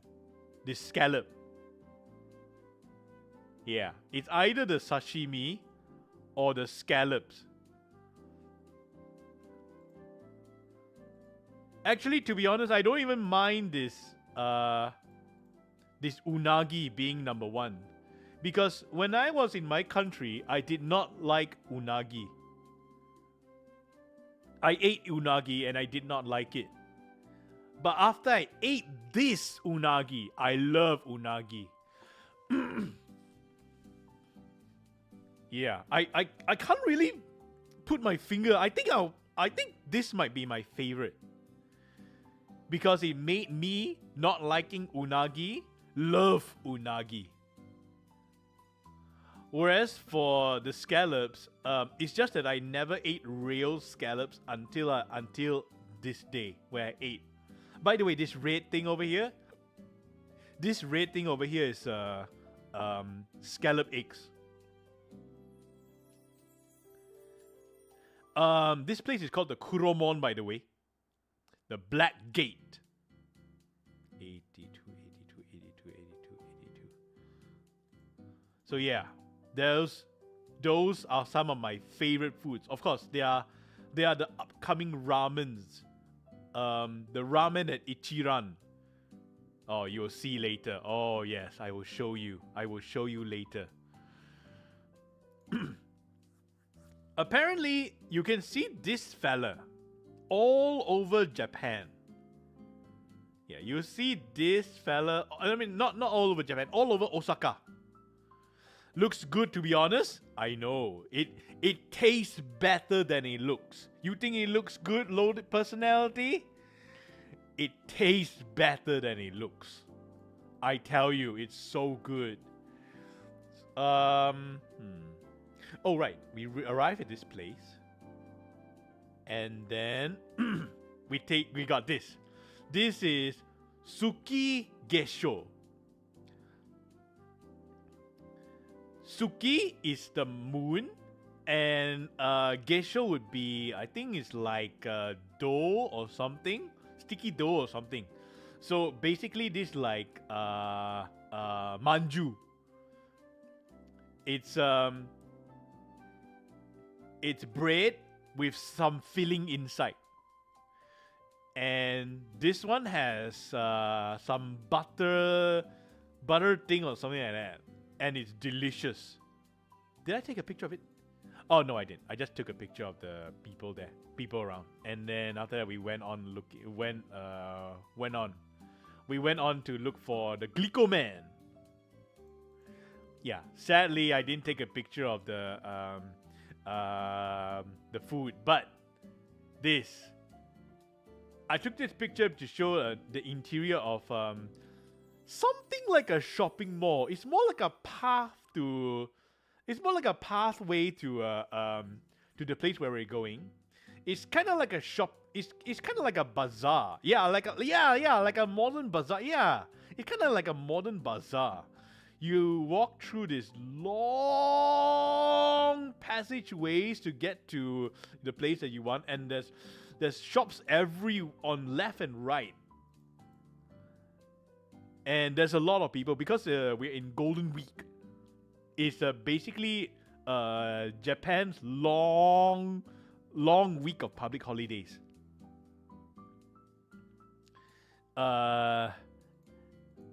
And yeah, Glico Man! Yeah! This is the famous man. Also, at this point, I was lost from my group. You see, what happened was that while we were in this bazaar over here, I walked further. I wasn't really interested in buying the things, so I walked a little bit further, and then I overtook my group. And as you can see, there's a lot of people. So they lost me, or rather, I lost them. So when I reached this Glico Man, which is where we're supposed to reach, I was ahead of them. Yeah, I was ahead of the group, and I was lost. And well, they lost me, or rather, I lost them. So I hang around this Glico Man, and then I took some pictures here. As you can see, this place, there's a river over there, and there's a bridge. So yeah, looks pretty good. As I told you, this guy you can see this guy in all over Osaka. And yeah, this is the amount of people there. And yeah, so after I meet up with my mates and my relatives, we went to Shinsaibashi Suji. It is another kind of modern bazaar. You walk in there, there's shops everywhere. There's literally shops and restaurants everywhere. And so we walked in. And yeah, this is the photo. I took this photo because I remember I read a news article, and it says that Japan is packed full of people, and they're expecting millions of people to come to Japan for Golden Week. And then I remember I saw this photo. I remember I saw a photo that is almost exactly like this. Yes, that's a lot of people loading personality. Oh yes, that is a lot. But you see, I've been to Comic Fiesta for over 10 years. I'm a veteran of maneuvering in crowded places. So this did not deter me. But for my relatives and my travel mates, yeah, this is quite daunting to them. But no worries, I let them through. And also, you see this tax-free over here? Yeah, see this tax-free? Okay, so how this tax-free works is that normally, what happens if you want after you okay, for those of you who travel overseas, you understand how this works. What happens is that you can claim the tax from the government after your purchases. You just need to keep the receipts. So here's what happened. You buy stuff from shops, and then after that, you bring the receipts to the. You keep the receipts and you bring them to the tax claiming department in the airport, and then they'll give you back your money.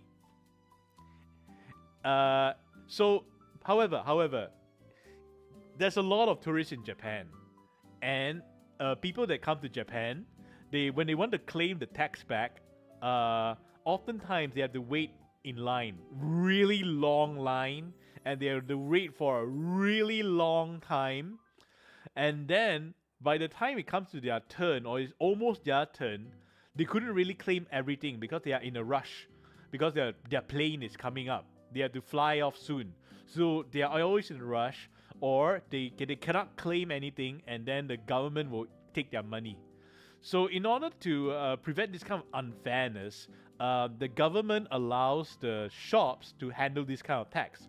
So what the foreigner just need to do is to go up to the when it comes to paying, the foreigner will need to show off his or her passport and say that I'm a foreigner, and then the shop will register the passport and will say, okay, you get a discount, and then they'll give them the discount, and the discount is the part where they claim the tax.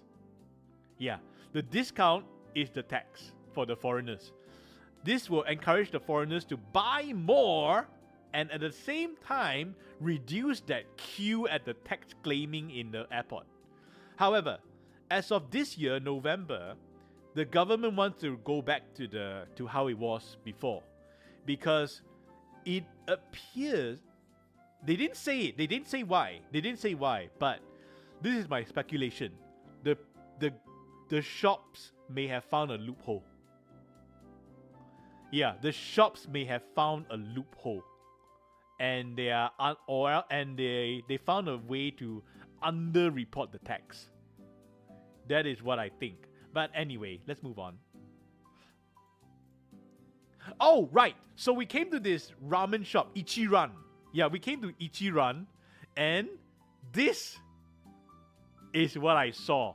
I have never seen an earthquake warning before. I have never seen an earthquake warning before. And this is the warning that I received. And if you wonder whether I'm okay, yeah, I'm fine. Yeah, I'm fine. And did I what happened during the earthquake? I don't know. I did not even feel the earthquake. I did not even know there's an earthquake. If there is an earthquake at all, honestly. Maybe it's a mild earthquake. They think it's going to be strong, but turns out it's mild. Yeah. So anyway, yeah, that's about it about the earthquake. So this is Ichiran. This is Ichiran in Osaka. You'll see the awesomeness of this place. So this is how they know whether there's people or not, and whether there's anyone calling for anyone that's calling for assistance or whatever. And okay, so this is what I saw at first. This is the extra item order sheet. This is what do you call that? This is feedback. Customer feedback. And then these 4 things over here, we'll see. You will see. So this is where we fill up our water. So in Japan, okay, I don't know about other countries, but in my country, if you go to a Japanese restaurant, you get free green tea. Yeah, in my country, if you go to a Japanese restaurant, it's free green tea. Whereas if you go to Japan, you get free water, not free green tea, free water. You can drink as much water as you want, but not green tea. So over here, as you can see this is a tea. That is paid tea. That is not free tea. Whereas for the water, you can refill as much as you want. This is Ichiran's original tea. Now, this Ichiran apparently is it's quite a big name, because they have their own instant noodles, and they have their own tea which you can buy in convenience stores all over Japan. Not just in Osaka. So this is the place. This is the whole seat. This is it. Yeah, you look on the left, you have no, on your left it is on your left you will see it is basically a partition. You are basically sitting in a cubicle. On your left, on your right, you will see this. You will see sorry.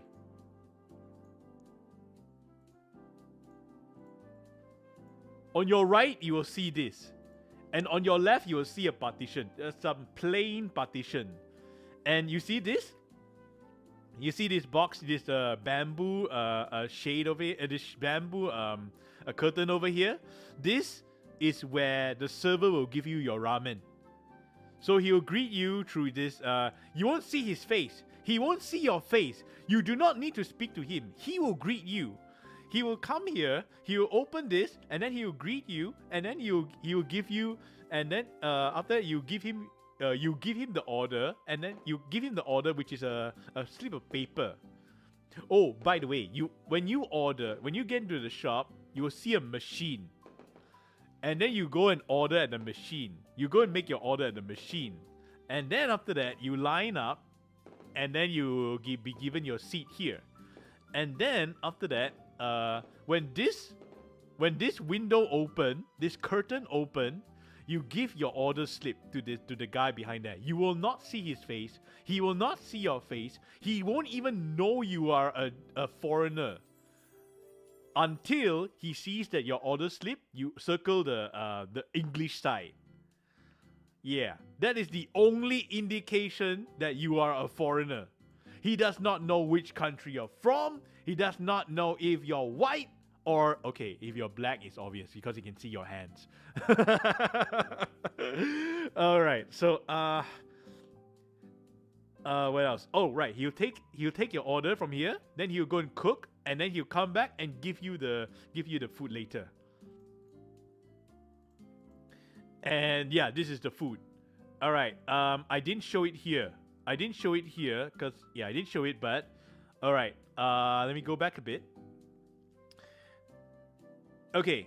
So you see these four hanging wooden things over here. Okay. These four are things that you can tell your waiter. You do not need to say anything. You do not need to say anything at all. So this is the call button. You call your waiter, and then outside there, there will be an indication, a light to show that someone is calling at this table.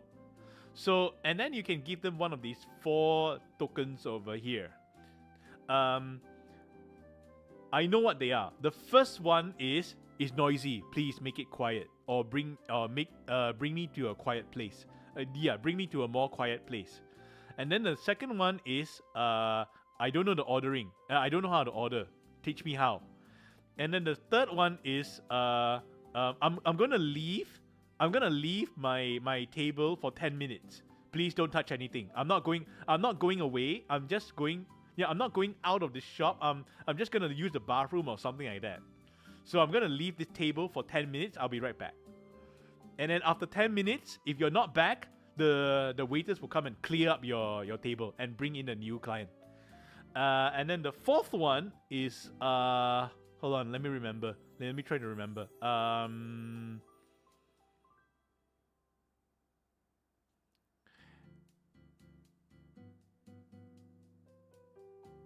Okay, I can't remember. I cannot remember that the fourth one in a short time. Yeah. I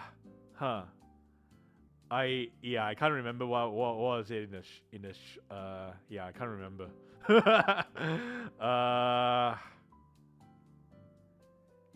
Okay. So anyway, there's four of these plaques. You just need to call the waiter, and then you give the 4 plaques. And then if you need anything extra, okay, let me bring you back a bit. Yeah, if you need anything extra, you just give that. Yeah, you take this slip, you fill it up, and you give it to the waiter. And then you pay, and then the guy will appear at this curtain, and you pay him there. And then, yeah, this is the food. It's freaking delicious. It is one of the best ramens I have ever ate in my entire life. The noodles? You freaking love ramen? So you're making me hungry? Oh, you'll be hungry even. There's plenty of food. There's plenty of food. Oh, there's plenty of food to go. This egg over here which I've eaten is onsen egg. It's harder boiled. It's not really hard boiled egg. It's harder boiled soft egg.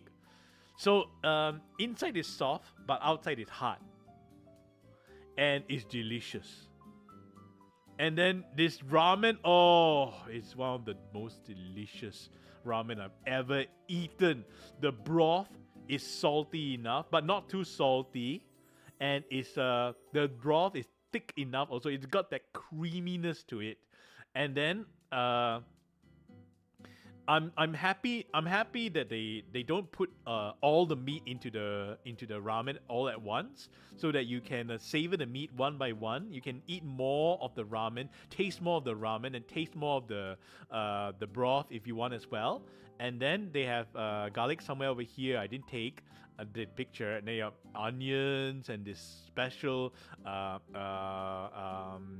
I think this chopped garlic or something. So anyway, yes, this is delicious stuff.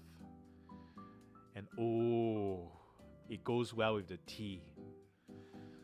And it's not very that expensive also. So anyway, we come out of here. We got out, and then we went to Pablo. Oh, actually, we went to Don Don Buri, but I wasn't sure whether taking picture then was appropriate or not. So I didn't take a picture of the Don Don Buri. But the Don Don Buri is like 8 stories tall. It's 8 stories high. It's kind of like Japanese $1 store. Yeah, it's kind of like a Japanese dollar store. They have almost everything inside there, and it's 8 stories tall. But I didn't take a picture of that one because I wasn't too sure whether it's appropriate or not. Later, I'll be more bold as time moves on. So anyway, I went to Pablo, and they sell these really good custard cakes. Yeah, look at that. Yeah, these cheese tarts. Sorry, not custard cake. It's cheese tarts. It's delicious. Outside, it looks hard, but inside is soft. It's soft like onsen egg. It's delicious. If you let it, if you eat it, tartelette. Yeah, tartelette. If it's hot and you eat it, wow, the cheese will be like mozzarella cheese. What's the flavor? It's the original flavor, the cheese flavor, the original cheese and a little bit of a vanilla flavor. Yeah, it's cheese flavor. Pablo. Okay. This is the amount of people that we encountered. There's a lot of people. Yeah, they're good at baking. Oh yes, it's very famous. This Pablo is very, very popular in Japan. Look at the line. Now, I didn't take a look. I didn't take a picture of the line, the whole line, because I don't think everyone wants to be taken a picture of. And at this point in time, I was a little shy on taking pictures in Japan. There's an equivalent for that, but as a pastry, sweet. Oh yes, they do have other flavors as well. It's just that I wanted to try the original flavor, not so much the other flavors. They have blueberry flavor, extra cheese flavor, and so on and so forth. It's just that, yeah. Also, this is at night, so they stopped baking already. And yet, there's still a lot of people. A lot of people. So many. Anyway, this is the amount of people here. Yeah. There's a lot of people. It's so crowded. Glico Man at night. Yeah, I just want to show Glico Man. How long did you wait in the queue? It's quite fast, actually. It's, we wait for about 5 minutes. 5 minutes. And you wait and there are about 30 people in front of you. Not much. No, they work fast. The thing is, they work fast. Oh, I remember now. There is a quick lane. You can use the quick lane but you have to pay an extra 300 yen. And some people are willing to use the quick lane. I remember now. Oh yes, I remember. There's a quick lane. It's just that you have to pay extra 300 yen, and we have not reached even Kyoto yet, so we don't want to spend. We don't want to spend that much money. So this is the river that I was walking. Yeah, this is the river. This is the river to go back to the hotel. And then on the way, I encountered some interesting shop. Do Tonbori Museum, Namikiza. No, I don't know what is it. I assume it's something to do with those guys on top. Those guys on top here. So anyway, next day, I bought this orange juice. I do not remember the exact reason why I took this picture. I think the reason why I took this picture is because I want to indicate that it's the next day. And this is the tomato which I bought, and then I ate there. I ate there, and it's juicy, very juicy, and very sweet. Very sweet, very juicy tomato. It's not the sour kind. And as you can see, it's pretty big. Pretty big tomato. You know how much it costs? It only costs about 100 yen. That's about 100 yen.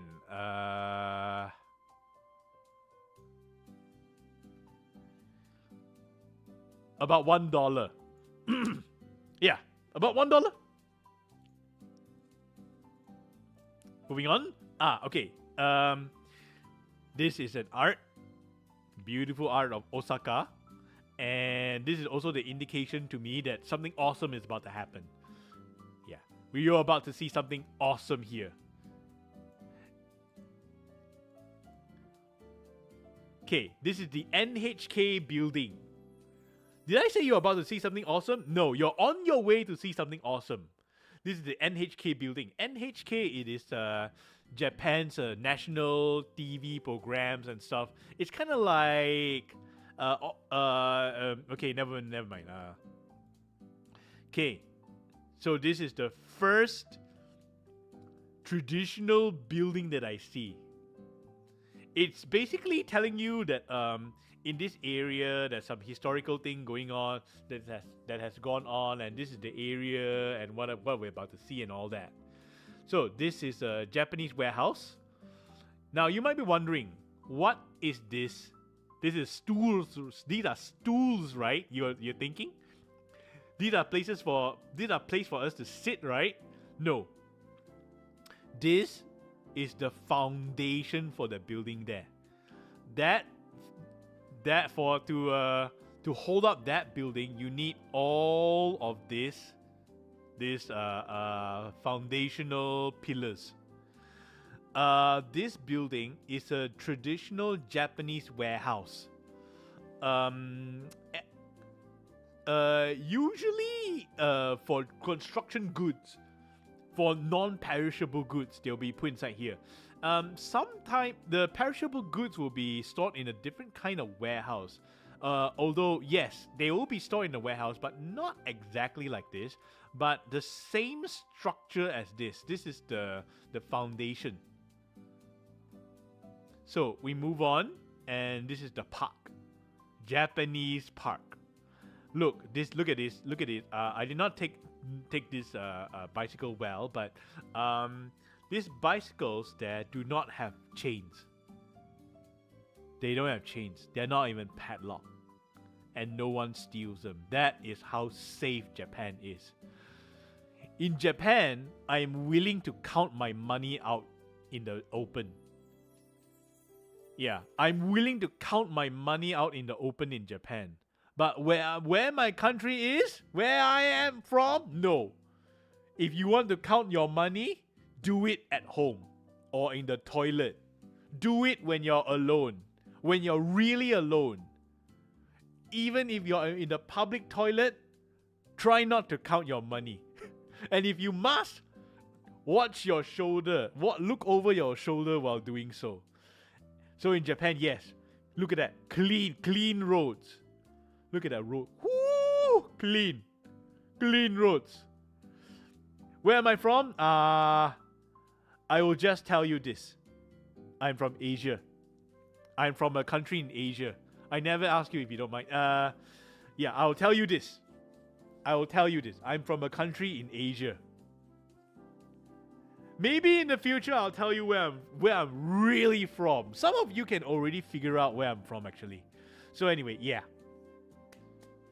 But well, as you can see, I'm not from Japan.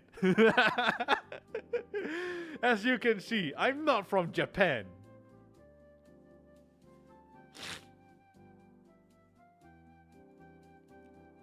Yeah, look at that. Look at that park. Whew. Beautiful. Beautiful park. Now, here comes the awesome stuff. Ta-da! Why? Look at that Japanese castle moat. Yes, we are going to see Osaka Castle. We are about to see Osaka Castle, and this is the moat. Yeah, is that a castle? Yes, that's the entrance to the castle. So this is the castle. This is the map. This is the map that we're going to see. This is the moat, and we are over here. And then we are about to cross in there, and then we are going to see all the goodness. Okay, so some backstory. This is our last day in Osaka. We checked out of the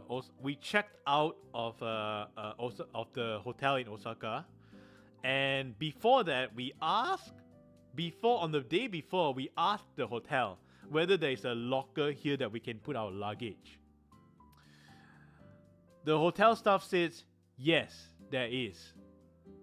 So we went to the castle, and then we found out that that locker is only for handheld luggage, not for huge luggage. You know, the luggage that you bring with you when you go overseas, that kind of huge luggage. Yeah, their locker is not for that kind of luggage. So what we have to do is we have to lug our luggage all around the castle. We make a racket of a noise as our wheels hit the pavement. We have no choice. So when taking all these pictures, I was a little embarrassed. So anyway, this is the castle gate. We went inside there, and then we arrived here. There's takoyaki over there. So this is a tori. If you see a tori like this, that means there is a religious establishment somewhere in the front. Yeah, you can be sure there is a religious establishment somewhere in front if you see this. So anyway, at this point in time, my group leader decided to split our group into two groups. One group will stay behind and look after the luggage, and the other group will go into the castle and see as much as they like. As much as they can within a certain amount of time. So we went inside. So I went in first, and I'm going to take a look at the castle. And that's the gate. Look at how big the gate is. The gate there. Look at the gate. Look at that. Look at that. Oh man. And this is the stones. Yeah, that's the stones. The big stones that they had to cut. They had to cut the stones, and that is how big the stones are. And there you have it. The castle. Osaka Castle. Yeah! Osaka Castle in all its glory. Yeah. So, yeah, look at that. I climbed up a wall, and then I took this photo. Yeah! I was so happy when I saw that castle. I was so happy. But there's something at the back of my mind that I'm worried about. One, I'm worried about our luggage. Second, I'm worried about the time. The time the time, I was worried that I'll exceed the amount of time before I get back to my group. So, this building is not as old as the castle. It is the museum. It's an extra museum space. More on that later. So, more castle. This is about as close as I got to the castle. All right, you see this booth over here? Okay, so there are two lines. Yeah, there are two lines. One line is to buy a ticket. And the other line is after you buy the ticket, you will line up there to wait for your turn to go up to the castle. You see this spot over here, the top of the castle? You can go up there, but you must buy a ticket. I had limited time. So even though I wanted to, I could not. I wanted to buy the ticket to go up to the castle, but I could not. So I gotta let that go. And then I went to the museum. The museum just now I showed you, this one.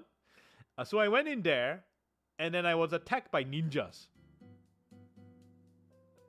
No, I'm serious. I was attacked by ninjas. Here, let me show you. Ninja.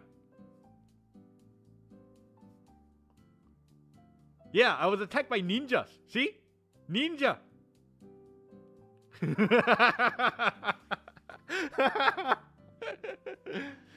Luckily, there is a samurai armor there for me. Yeah, samurai armor. So anyway, I went and take a look at the history of the castle. Okay, it is at this place, it is at this room where I was looking at the history of the castle. I had something in my mind.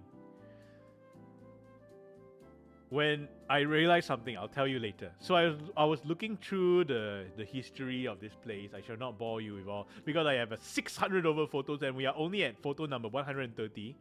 I was looking at this place and all the histories, and then I came upon something that I do not understand.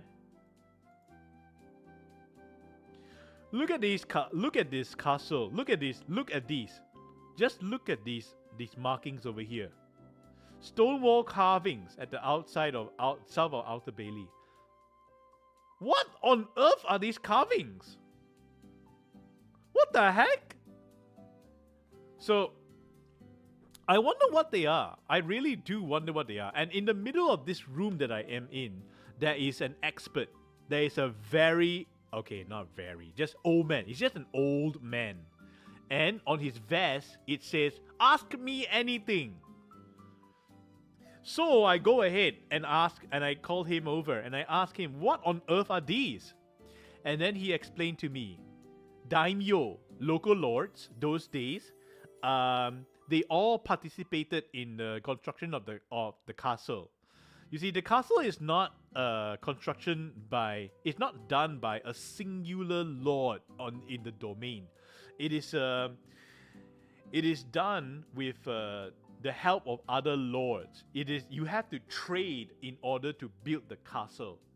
So the castle is a representation of not only your strength, but also the types of friends that you have, and it not only represents your military capabilities, but also your economical capabilities and how many friends you have. So if you have a lot of friends, they will supply you supplies, and then you can build a big castle. In this case, you see these markings over here. They belong to different lords all over Japan. So this guy with the motto, with this signal, with this symbol over here, he supplied these stones. And this one with the sun symbol, he supplied these stones. So same thing for the others. So all these carvings represent a different lord, and so they all supplied the stones. And to know which lord supplied which stone, they carve on it. And it is in this room I decided the next time I go on a trip to some if I see a historical place, I would like a guide. Yeah. Next time I see a historical place, I think it will be wise to have a guide, a local guide, to come and tell you, the cool stuff about this place. So yeah, I looked through this place, and then I went outside and I saw this moat. Yeah, look at that boat. Yeah, look at the boat. Yeah, check out that boat. Japanese boat, man. All right, let me check. Okay, good. Okay, moving on. Okay, so I went to my group meeting area, and then I went to scout around because I was bored, and I love to explore. And so I came upon this place, this very serene and very calming, almost kind of like it's a different place. And then I saw this. And then I stumbled upon that. And I knew, oh, a shrine is coming up. And lo and behold, yep, the shrine is there. So I went to a shrine. And then yeah. This is the place where they make wishes, and then they tie them up to this pole over here. And over here we have I believe this is Hideyoshi Toyotomi. He used to be the Lord of Osaka Castle. Yeah, I think this is Hideyoshi Toyotomi. It's just outside the shrine. Okay, and then we move on. This is an interesting height. I'm not too sure what this is, but you see this windmill over here? This is for children. If a kid were to come to the shrine, they get one of these, I think. Okay, over here, when I'm going away from the castle already, these are the names of the sponsors. Yeah, these religious places, they need people to to give funds so that they can maintain the shrines and all that. Yeah, these are the sponsors. And yep, this is the last photo of Osaka Castle. So thank you, Osaka Castle. And then we are moving to a new place.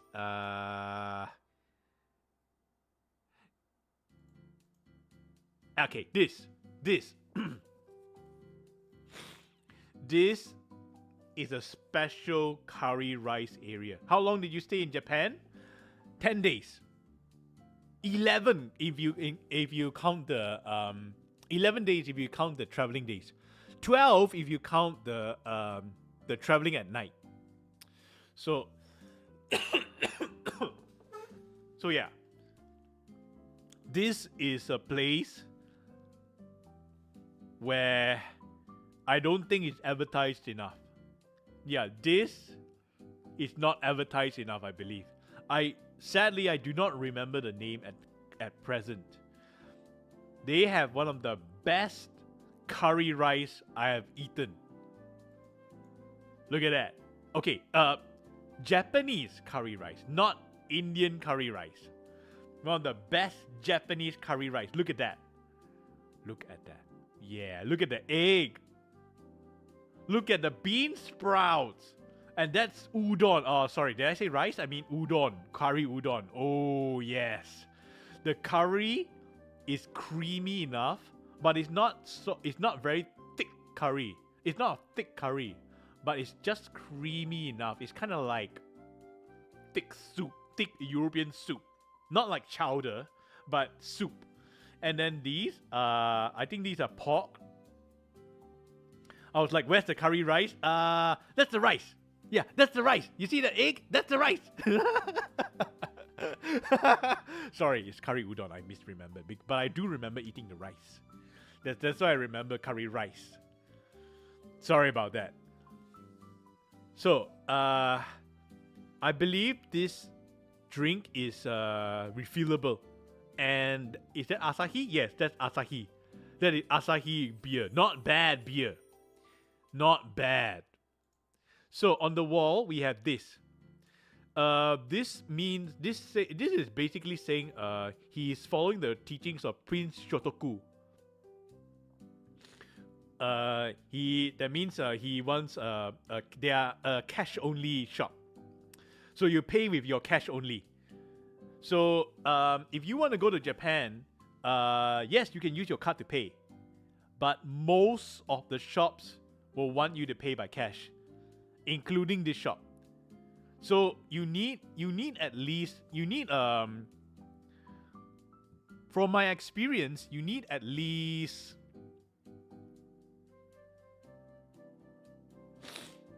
80,000 yen. Yeah, you need at least 80,000 yen. Well, at least for me, that is. 80,000 yen for everything. Your miscellaneous buyings, your eco card, your expenditure, your food, your souvenirs, and so on and so forth. And then, if you're wondering what this poster says, Motainai SDG. It's basically saying, so this says, when you leave rice like that, it feels sad.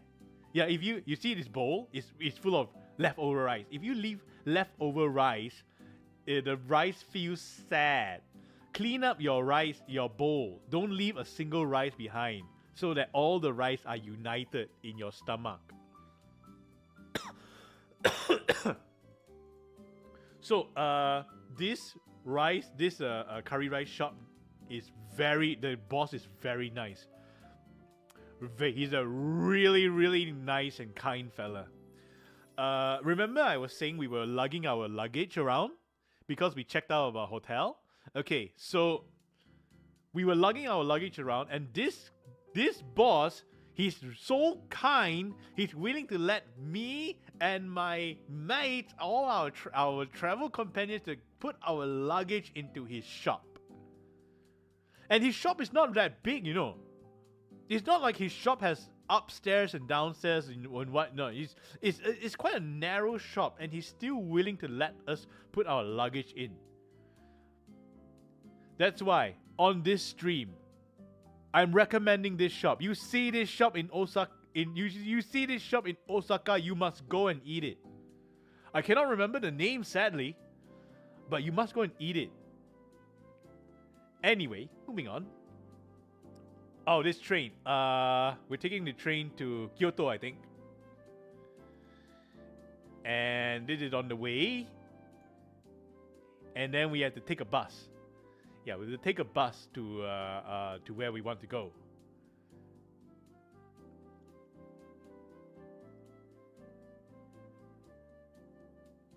Hold on, let me take a look at the picture in the front.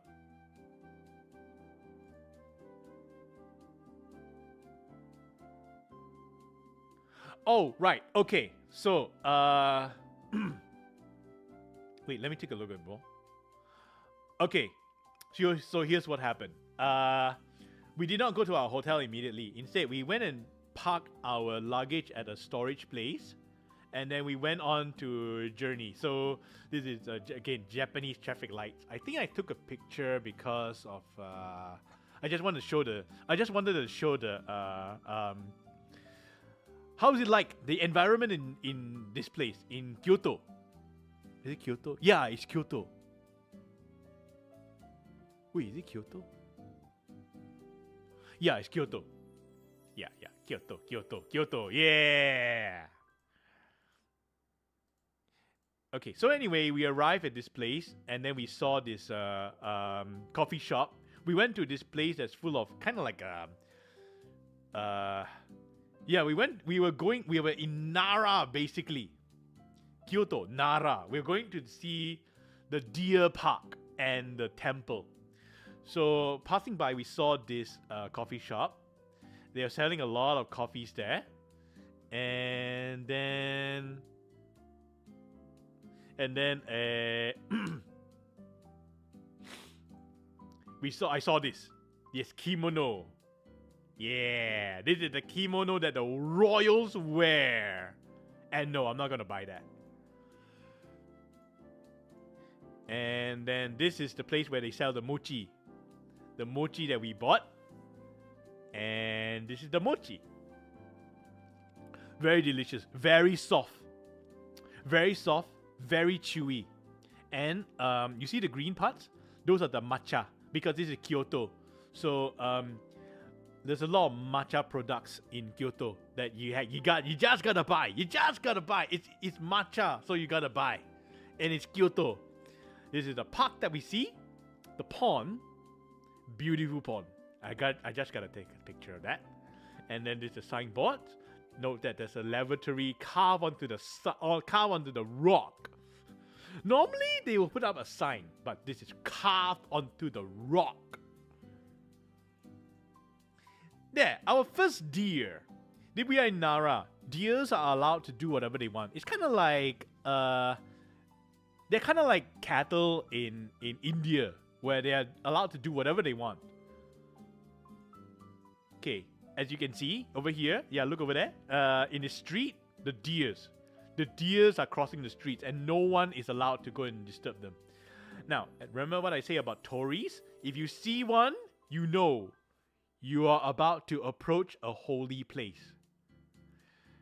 There we go. So, as I said, this place has a lot of deers. Lots and lots of deers. Now, here's the thing about the deers. They say the deers are wild. I don't believe them. I think the deers are domesticated in some ways.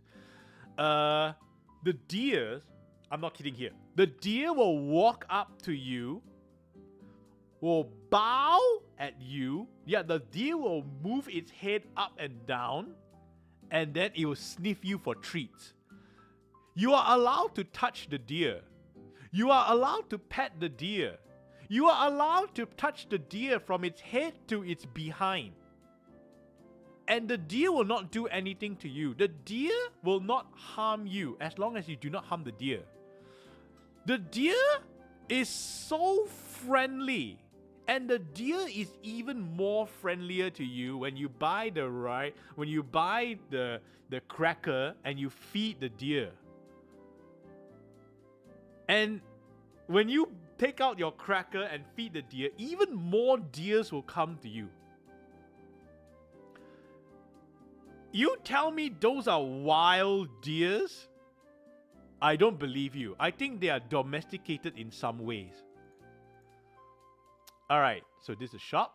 And yes, there's rickshaw. If you're tired, if you don't like walking, you can have a rickshaw. Oh, by the way, Nara is raining. Yeah, it's raining in Nara, and it's raining like not so heavy rain. It's just that it rains. And here's how Japanese rains work. It will rain, and then it'll stop, and then it'll rain, and then it'll stop, and then it'll rain, and then it'll stop. You can never tell when it's really gonna stop. That is how crazy Japanese rains are. It will rain and stop, and rain and stop, and rain and stop. All in the same day, by the way. So, on the way there, we see the festival. They are closing up because of the rain. Darn rain. So yeah, there's a festival. They're closing up, as you can see. Most of these shops are closed up. They're closing up the shop because of the rain. And anyway, we arrived at this temple. Yeah, this big temple. They say this is the first temple in Japan.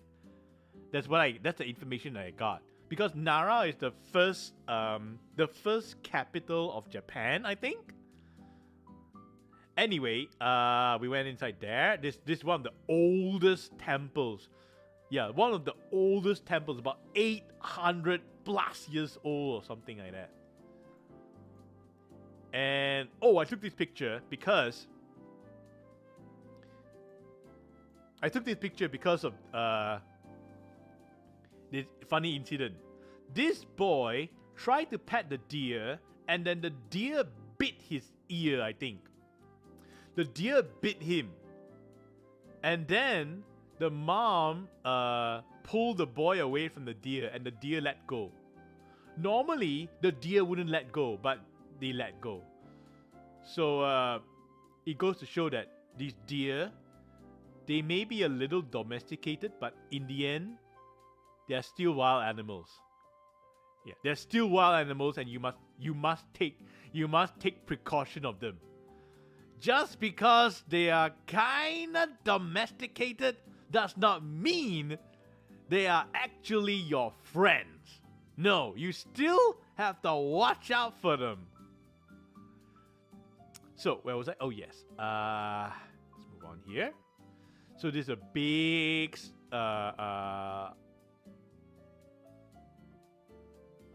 stone. Wood. Stone. I don't know what carving it is, but it's it's a carving of one of their gods. And then we move on. Yeah, there's a beautiful lake that I just have to take a picture of. Yeah. And then I discovered this. And I realized that, oh yeah, those deers they are domesticated up to an extent after all. There is a person there that will take care of the deers. Apparently the deers know how to return to this place.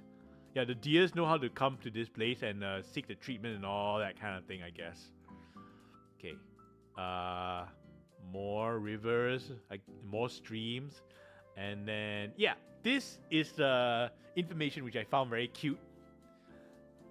Yeah, I found this information quite cute, so I took a picture of it. Do not feed the deer. Do not litter. Do not touch or approach the deer. Do not chase the deer. Do not tease the deer with crackers. And do keep dogs away from the deer. Yeah. So in Nara, they like to. They have mochi, and they're famous for their strawberry. So I bought one mochi strawberry. And then we're off. Yeah, look at the road. It's wet. As I said, it's raining.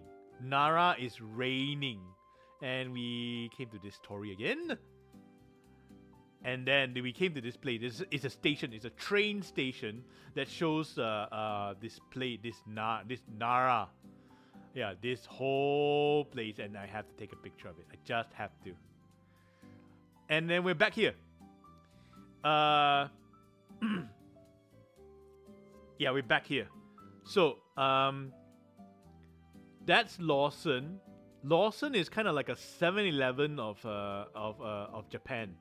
It's one of the 7-Elevens of Japan.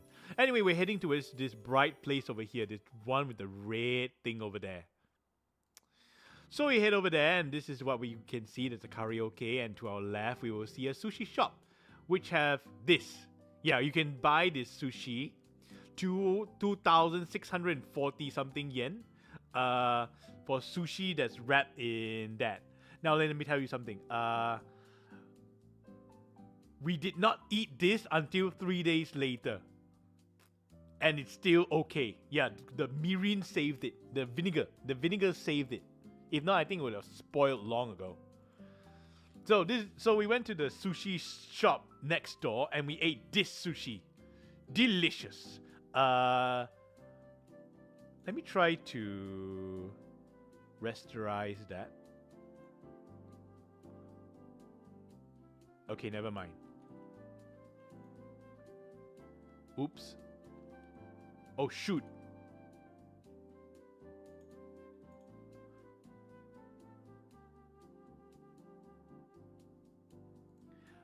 Oh, snoot. Oh, no.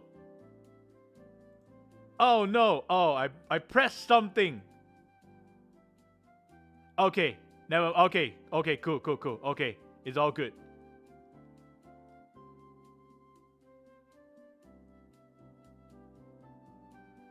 Okay. Oh my gosh. I got a heart attack.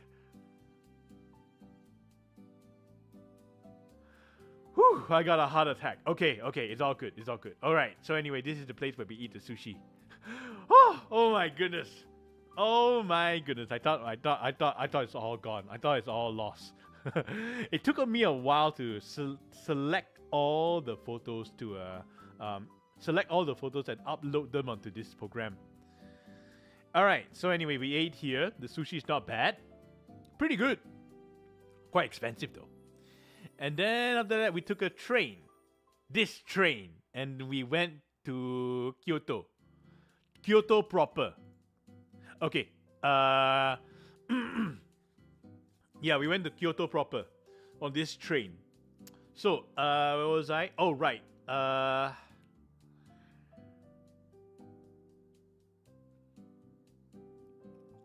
On the way, on the way to the hotel, there's a very interesting story I want to tell. So, I did not take any photos on the way because my phone battery was very low, and also we were moving around a lot. Remember our luggage? We were still lugging our luggage around. Well, yeah, we put it in the storage area, but we went and take it. After we went and take our luggage, after we take our luggage, we had to lug it around. So, I did not really have the time to take the pictures, and plus my phone battery is dying. So, by dying I mean like 5 or 2% battery. So, where was I? Oh yes, there's an interesting story. We had to take a bus to get to our hotel, and we got to our hotel. We have our mates with us, my relatives and our travel mates with us. And one of my relative, after we got down from the bus, he checked himself and he realized that he left his backpack up in the bus. He left his backpack on the bus, and his passport is on the backpack. So he ran after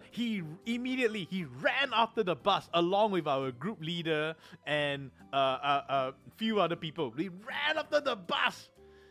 And you know what's the craziest thing? He caught up with the bus. And then he was like signaling to the bus, "Stop, stop, stop!" And then the bus actually stopped. The bus stopped. The relative got up the bus, said, "Go inside," and took back his bag. He took back his bag, and then we joined up with him.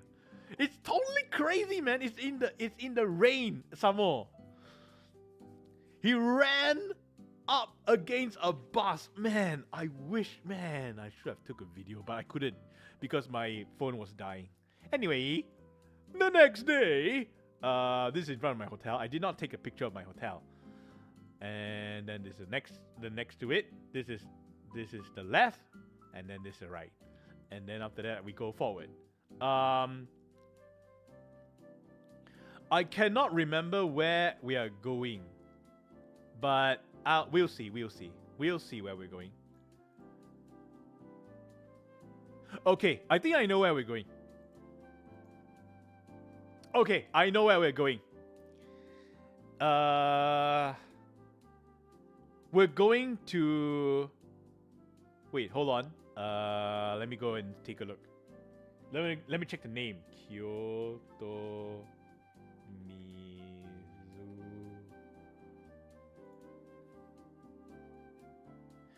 Kiyomizu Dera. Ah, yes, the Kiyomizu Dera. Yes. That's right. We were going to the Kiyomizu Dera temple. Alright, so, what was I? Okay.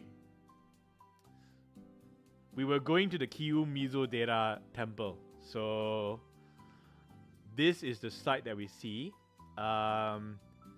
Remember this shop with the blue sign in the center there.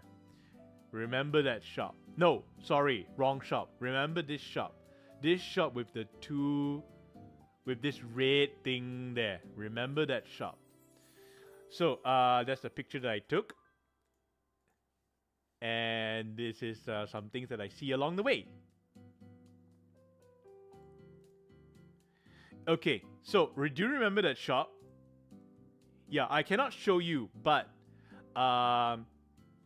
we rented kimonos there. Yeah, we rented kimonos there, and then we rent the kimonos for about the whole day, and then we walk around with them. I cannot show you my kimono because that will expose how I look like, and I don't want to show you how I look like. Not yet, anyway. So, yeah. This shop on the left here, that's where I bought my yukata. Okay, moving on. So this is on the way to the Kiyomizu Dera. Sorry, let me check the name. Yeah, Kiyomizu Dera. This is on the way. As you can see, there's a lot of people. There's a whole boatload of people there.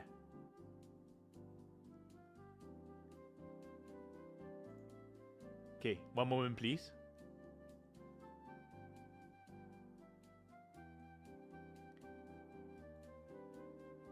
Yeah, there's a whole boatload of people there. Look at that. Look at that crowd. So these are the shops that you can see. These are the shops that you can see along the way. There are a lot of these souvenir shops. And yeah, this Kiyomizu Dera. Well, not really, just the beginning part of it. Yeah, there's a lot, and you can see, as you can see, there's a lot of people in their yukatas and their kimonos. Okay, not so much yukata, but kimono, a lot of them. And then this is the map. It even tells you about how far away are you, how far it will take, approximately about how long you'll take there. And yep, more photos of the temples. And this is the pagoda that we saw. And as you go up, you'll see, go up to the left. Hey, Fluff! Oh my gosh, thank you for the raid! Thank you, thank you! Hello! Hi! Welcome back! Oh my gosh! Hello! Hi! Welcome, welcome! Everyone, hello, welcome! My name is Alfred B. Carlson. I stream basically games and some painting here and there and drawing. Oh, thank you for the shout out. And I recently went on a trip. Let me show you the cooler picture. All right, I recently went on a trip to Japan, and I'm back here. Oh, what's this? OBVMX? What?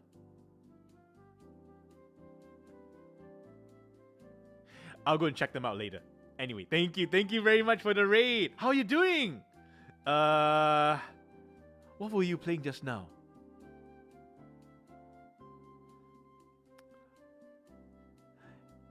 What were you playing just now? Valorant? Oh. Valo? Did you have fun? Did you win?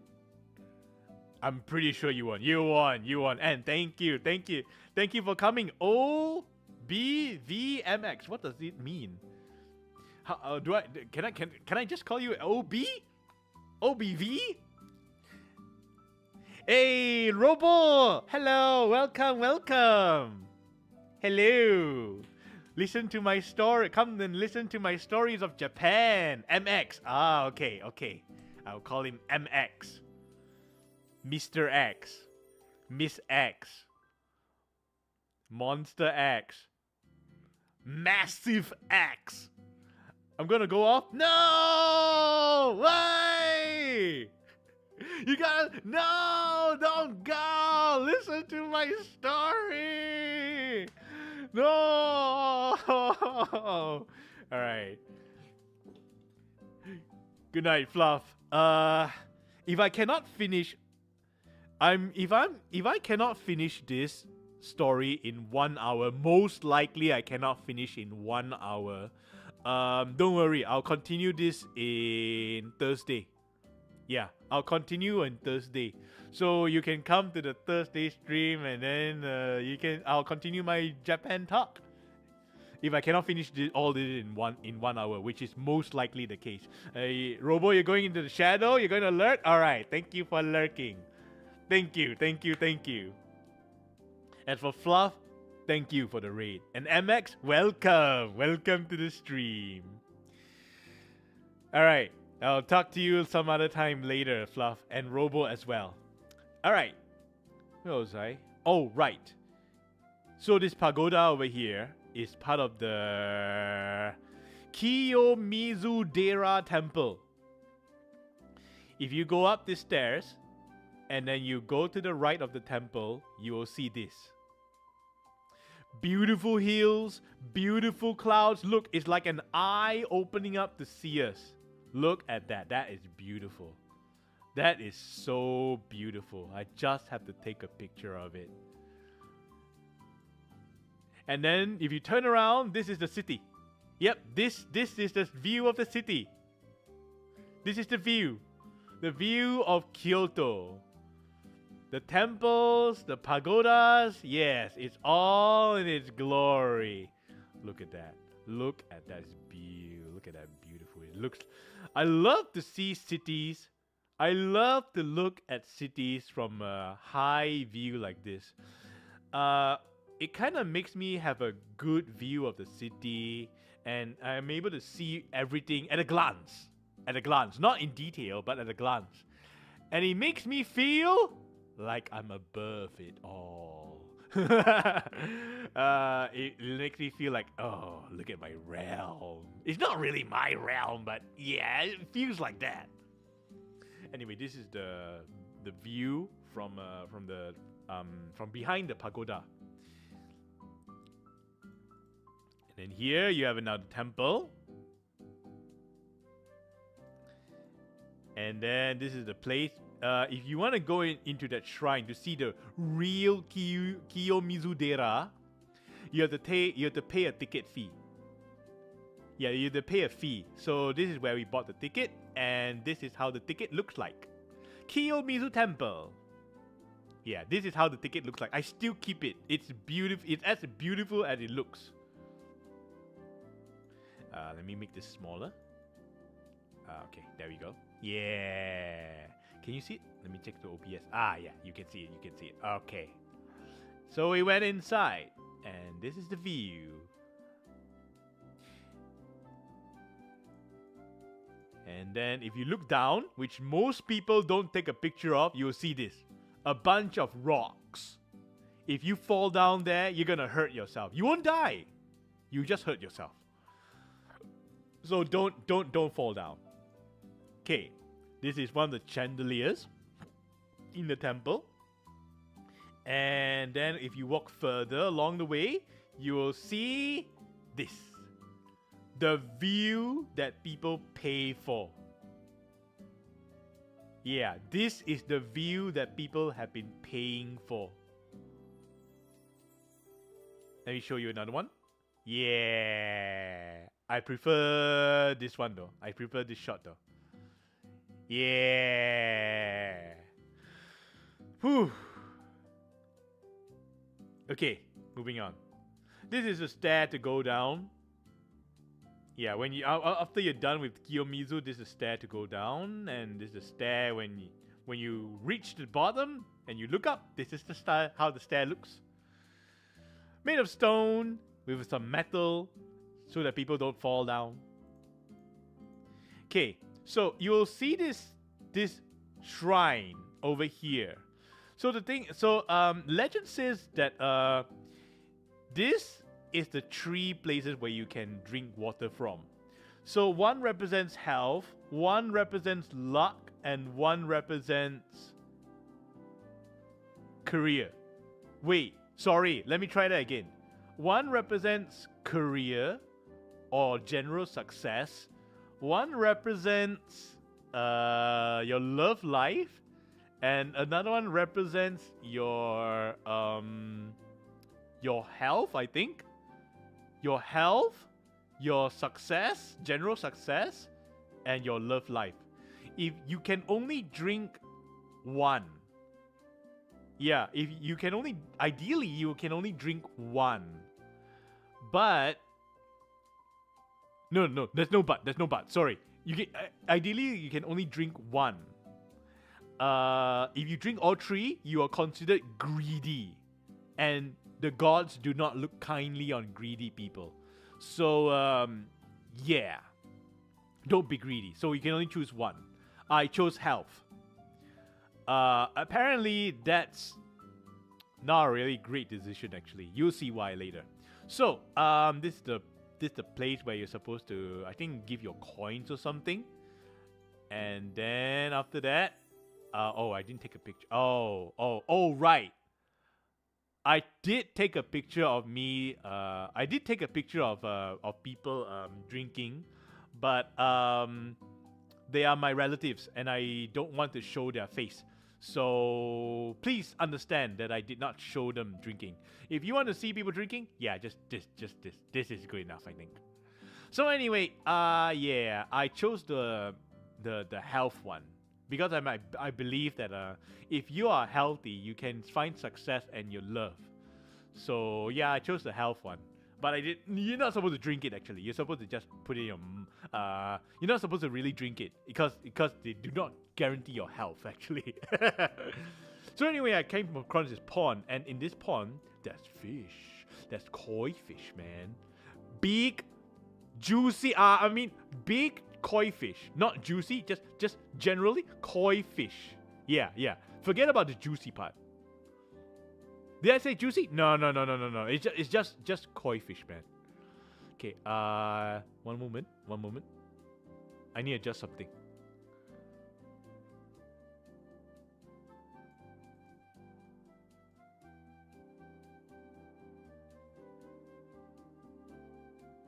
Okay, there we go. Going back. Oh, quite a lot. Oh, covered quite a lot.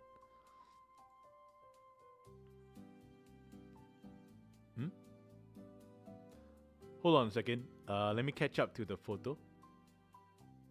Oh, I covered quite a lot. We had 213. There are about 600 over photos, by the way. So this is the map after we come up from the guide to the Kiyomizu-dera temple. And then I believe this is one last photo of the Kiyomizu-dera. And then we move on. This is tea. When you're in Kyoto, you gotta drink the tea. And this is rice roasted tea. And then this is the matcha tea. No, it does not cost $1,000. If it, 1,000 yen. I cannot remember what is this. Oh, smoking. If you smoke in this place, you'll be fined 1,000 yen. Don't waste your money on fines. That's all I can say. So yeah, if you're a smoker, I'm sorry. Japan is quite a difficult place for you. So anyway, we went down the. We're done with the Kiyomizu-dera temple. So we went down and then we ate ramen. This ramen is I gotta be honest here. It's nothing really special. Yeah, it's nothing really special. There's not enough broth. There, to be honest, for mine, there's not enough broth. But they gave a lot of rice. You see that rice there? It's more than it looks. It's more than it looks actually. But they do have a Naruto, so that's pretty good. So this is a Japanese Fire Brigade department.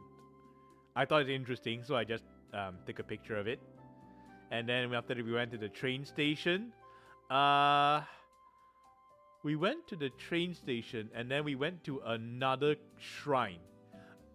This shrine has a lot of torii gates, and I cannot remember what's it.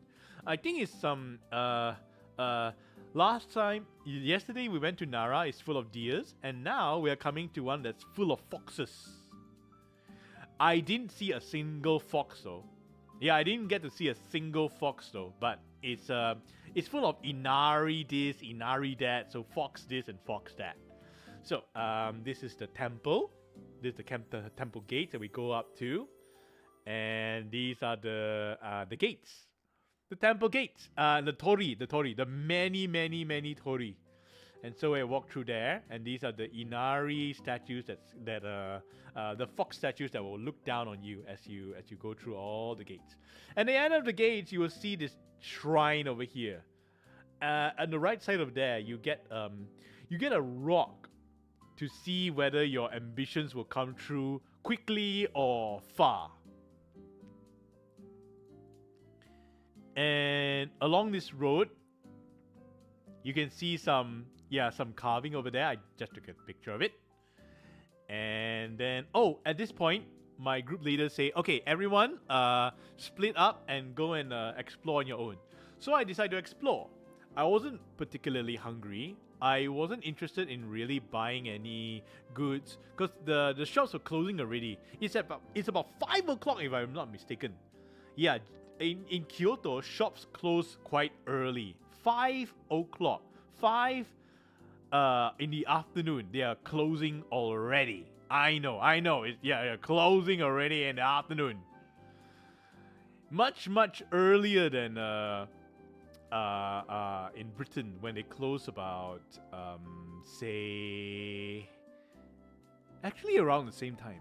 Come to think of it, yeah, around the same time. So anyway, yeah, I decided to explore, and this is the river that I saw, and then I walked into this residential area. Well, it's not so much to peep on other people, but to just see, have a glimpse of how other people live. And how is it like? What's a residential area like? Have you been to a foreign residential area? Yeah, I thought so. So I went to see, and then I saw this notice board. Yeah, pretty interesting. They have English in there too, so that means we got foreigners staying in this place. So after I explored that, I came back to meet my group, and we went to a place that's kinda like Kyoto. Okay, let me take a look at further up. Okay, we went to this place, and there's an interesting story here. One of my relative, he's autistic. So most of my relatives decide to stop by this convenience store to use the toilet. And meanwhile, this particularly autistic relative, he was trying to prove his point. Because you see, there's this guy, he rode a bicycle and then he parked in front of the convenience store. And we are all in, and the rest of us who were not using the toilet, we were in front of the restaurant. No, sorry, in front of the convenience store. We were waiting for those who were using the restroom. So one of my other relative said that, no, this autistic relative, he says that the bicycle is a woman's bicycle. It's ridden by a man, but he says it's a woman's bicycle because it's short. And then the other relative says that no, this bicycle, it doesn't matter whether it's man or woman's bicycle. And then this autistic relative, he went and touched the guy's bicycle and put his leg over it just to prove a point. And he kept doing it. He kept trying to say, no, this is a woman's bicycle. No, it's a woman's bicycle. And then the dude came out.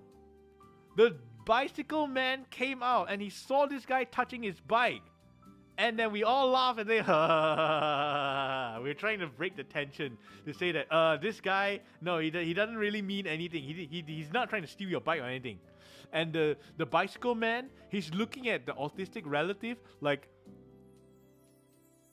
if you touch my bike one more time, I will kill you, or something like that.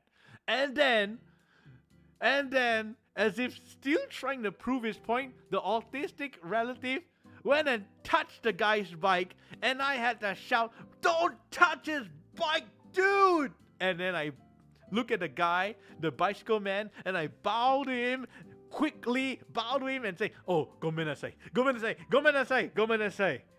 And then,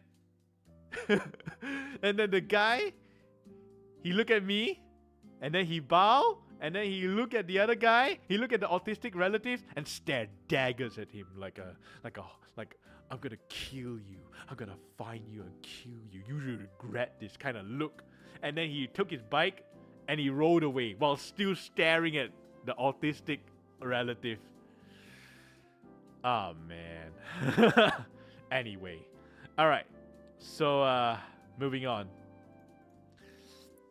So we came to this place.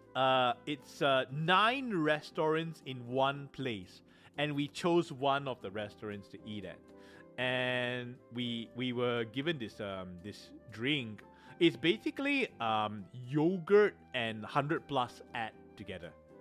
Yeah, it's basically 100 plus and yogurt. Then after that, we have this. Yeah, we have the skewers and we have some ramen again. I know. Yeah, we love ramen. We love to eat ramen. And then we came across this. This is the highlight of the place. Looks so good, I know, right? Yeah, look at it some more. Come back to hear a bit more story. Yeah, yay! Yeah, come back and hear some more. Hopefully I can my story will I don't know how it is. Either I'll make you more excited and you can't sleep, or my storytelling will become a bedtime story to you. You're one of those that maybe listen to a bedtime stories and you fall asleep. I don't know. Maybe I can help you fall asleep. Anyway, welcome back, Fluff. How you doing? I missed you. Anyway, that's ramen, and those are some the black one is beef, the middle one is chicken, or maybe the rest of them are chicken. I cannot remember, but all I know is that they taste so delicious. And then we have this. This is the sake. They allow us to try sake. Yes. Sake 2, 4, 6, 8, 10, 11. Yeah, they allow us to try 11 sake. 11 different sake. They all taste different. For example, this big one over here, when you drink it, it doesn't taste like much. But when you swallow the drink, you feel the burn. The taste is in the throat, not the tongue.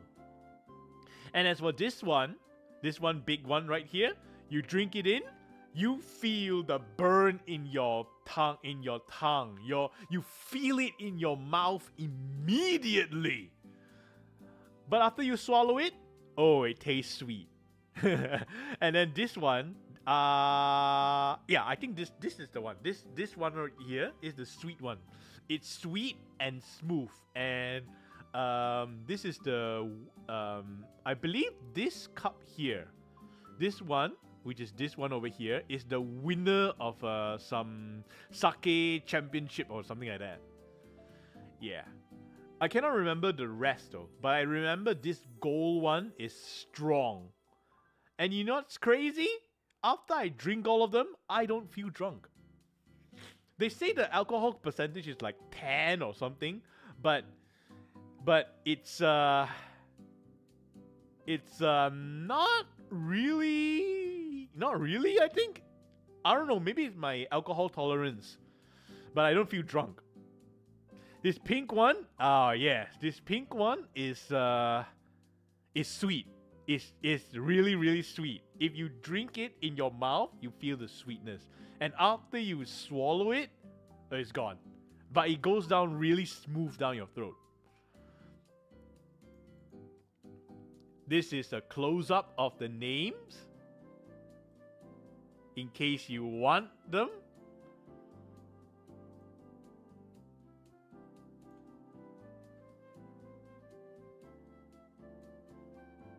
And then you have this.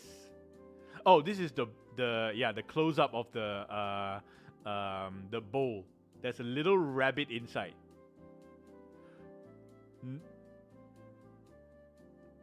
Oh, this one? Oh, no. Look. There's a drink. No. I think it's the... No drink? No, there's drink. Yeah, drink. No, we drink. See that whiteness? This one? Yeah, the rabbit. Yeah. No, we don't drink? Oh, okay. Oh, I see. Well, I drink though. I drink. And then, yeah. Fruit. Oh, yeah. Ah, I see. You only drink the fruit ones. This is the winner of the, this is the winner of the sake competition, this drink. No to those pure alcohol. I see. I see. In that case, you would like some oolong tea, which is what I ordered. Also, I think you would like. I'm sorry. Did I say like? I mean, this drink will be for you. No, this is not beer. This is not beer. This is not beer. This drink. I think is Kali something something something. It's basically yogurt and 100 plus. Yeah. If you don't like alcohol, this is for you. Well, at least in this place. Okay. So after that, we went to. Oh, I remember this. We were going back to our hotel after we finished drinking and all that. Kalpis. Yes! Yes! How do you know? Oh, yes! Wait, is it? Wait, let me go check. Kalpis. Kalpis. Kalpis.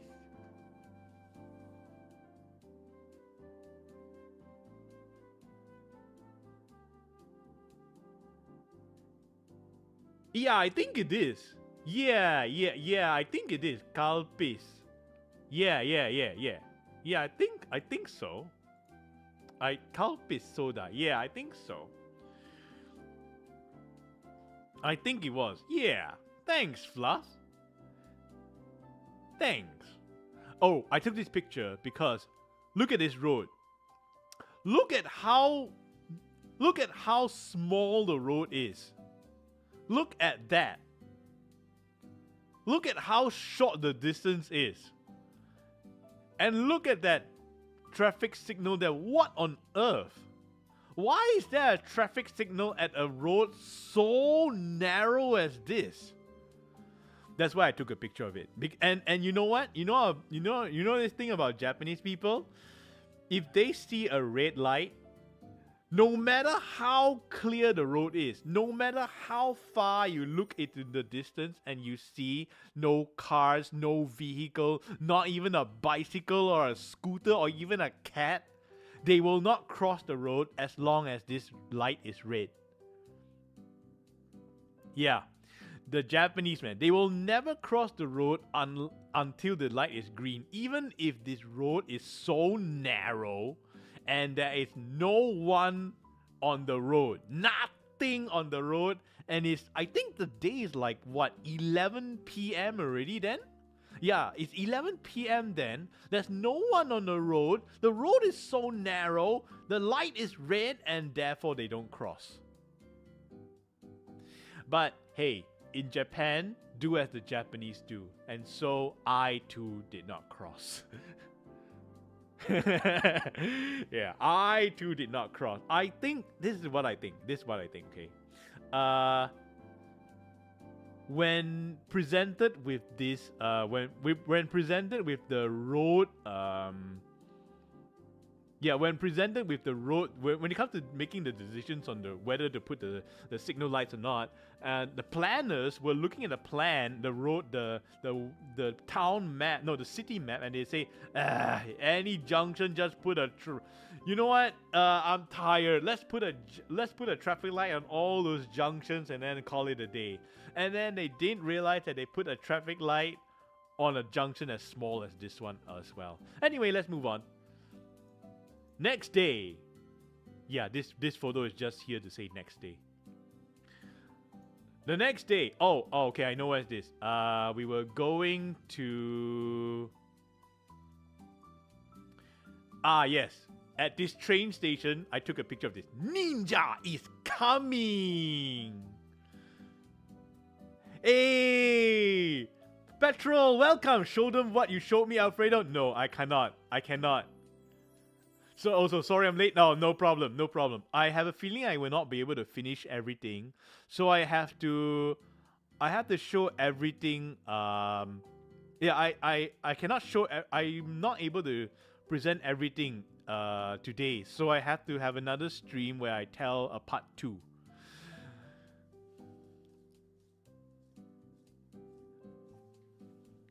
So anyway, Ninja is coming! Also, Fluff, since you're here, could you help me read that Japanese? It is what? Shinobi what? Something? How do you read that? Did you defeat all the ninja in Japan? Oh, no, I did not. I did not. I just fought them enough. Yeah, I just fought them enough, and then they say, good fight, and then they run away. Yeah, I fought them, and then they say, well fought, and then they poof.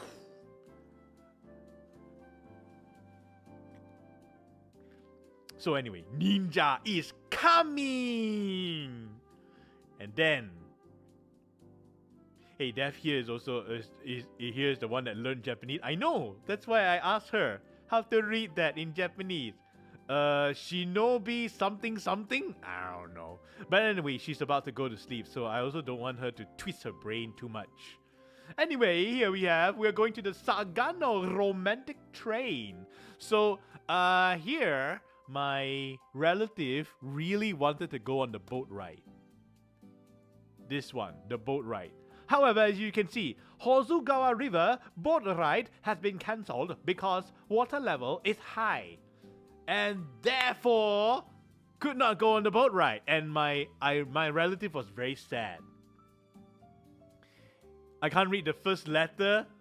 Oh, hold on. Let me show you that picture again. This one. Ninja is coming. Let me use OCR. Okay. Better be quick though, because I'm about to switch the slides.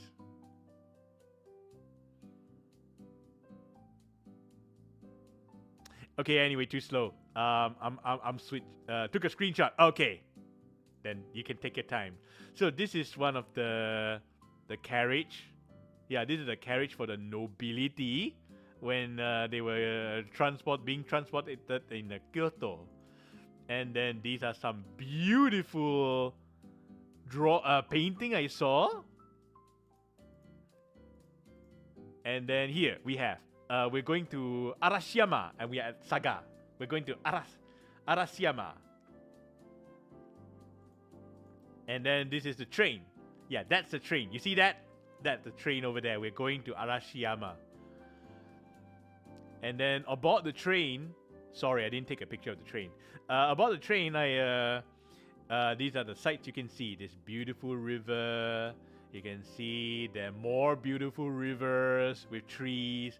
You can see this huge tree grove. Yeah, look at the more grove. Yeah. And then you get to see this beautiful countryside. A peaceful countryside. Okay, you see that? So my relative who wanted to go and ride the boat, they wanted to ride this horse. But I'm not so interested in the horse, so I say I'm good. Instead, I walk around the countryside, and then I just walk around the countryside and see this idyllic, calm and peaceful farming site. In Japanese, and this is Japanese and means ninja has arrived. Ninja appears. That is Chinese and means ninja has arrived. This line looks odd, possibly incorrect or stylized Japanese. It may not have been meaningful as we didn't capture this. I see. Anyway, thank you very much, loading personality.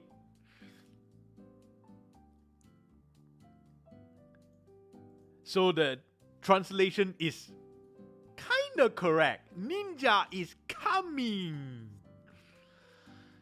Right. So in this place, Arashiyama, you can see it's an idyllic place. It's a calm and peaceful place. What's this? Huh? When did I take this? Anyway, yeah, look at this. Yeah. Peaceful land. Oh, look at this. I took a picture of this hill. I cannot remember why though. I remember it looks beautiful, but it doesn't look as beautiful as on picture anymore. Nah, look. Yeah. The calm farming land of Japan. Oh, as I was taking this picture, a bee landed on my hand. And then I looked at it and it looked at me. I think it said hi and I go, ooh! I remember that part. The bee is pretty big. It's like the size of my thumb. It didn't bite me. It didn't sting me. It was just on my arm. It was just wondering what is this gaijin doing here or something, I guess. So anyway, let's move on. So over here, there's this temple. And... okay, so this temple, right? There's this river. So, fun fact. Japanese people like to use this river to kayak. Yes, there's a whole... it seems like there's a whole kayaking group. There's like... is there like a kayaking club or something? They're all here. They all converge here to go and take the... I did take a picture of them though. Because they didn't want they didn't want their picture taken. So I didn't take a picture of this. So anyway, there's a kayaking group here. And they choose this river to do their kayaking. And they have their boats. On the left side of this picture, you will see their boats. Their boats and raft all ready. And you can, and then all of them, they are in their gear. They have their helmets, their guards, and their paddles all ready, and they're getting ready. So I turn around, and then we start to walk back. Yeah, I turn around and start to go back to my group, and then yeah, I took a picture of this beautiful waterfall. And also I took a picture. I have this in the station. I got this cute biscuit. This is a biscuit. No, really, it is a biscuit. It's a sweet biscuit. It's kind of like a waffle, and it's really soft to eat. Okay, so this they say there's crabs in it. I didn't really believe them, but I took a picture of it anyway. Yeah, okay, more of the farmland. Okay, I think we went to... I think we are in another train station. Let me take a look. Oh no. We went up a train, and then this is one of the pictures I took. You see, I took more videos when I was in this train than pictures, and sadly, I couldn't upload videos onto this site here. So here, okay, we came across this place. It's as you can see, the architecture is a little bit more different now. And then I came across this place where they stack stone, this temple that stacks stones, and they make a wish, and then they stack the stones to show their resolve or something like that. I'm not too sure, but I took a picture of it anyway. Okay, so this is a music box museum, and apparently apparently Switzerland has a say in this museum. As you can see, the Switzerland flag over here. So yeah, we're still in Kyoto though. This is a Switzerland music box museum. We didn't go inside. Okay, this is some random guy who I took a picture. I thought it's pretty cool. And then, look, Pizzeria Lugara. I can say that in a more Italian way. Pizzeria Lugara.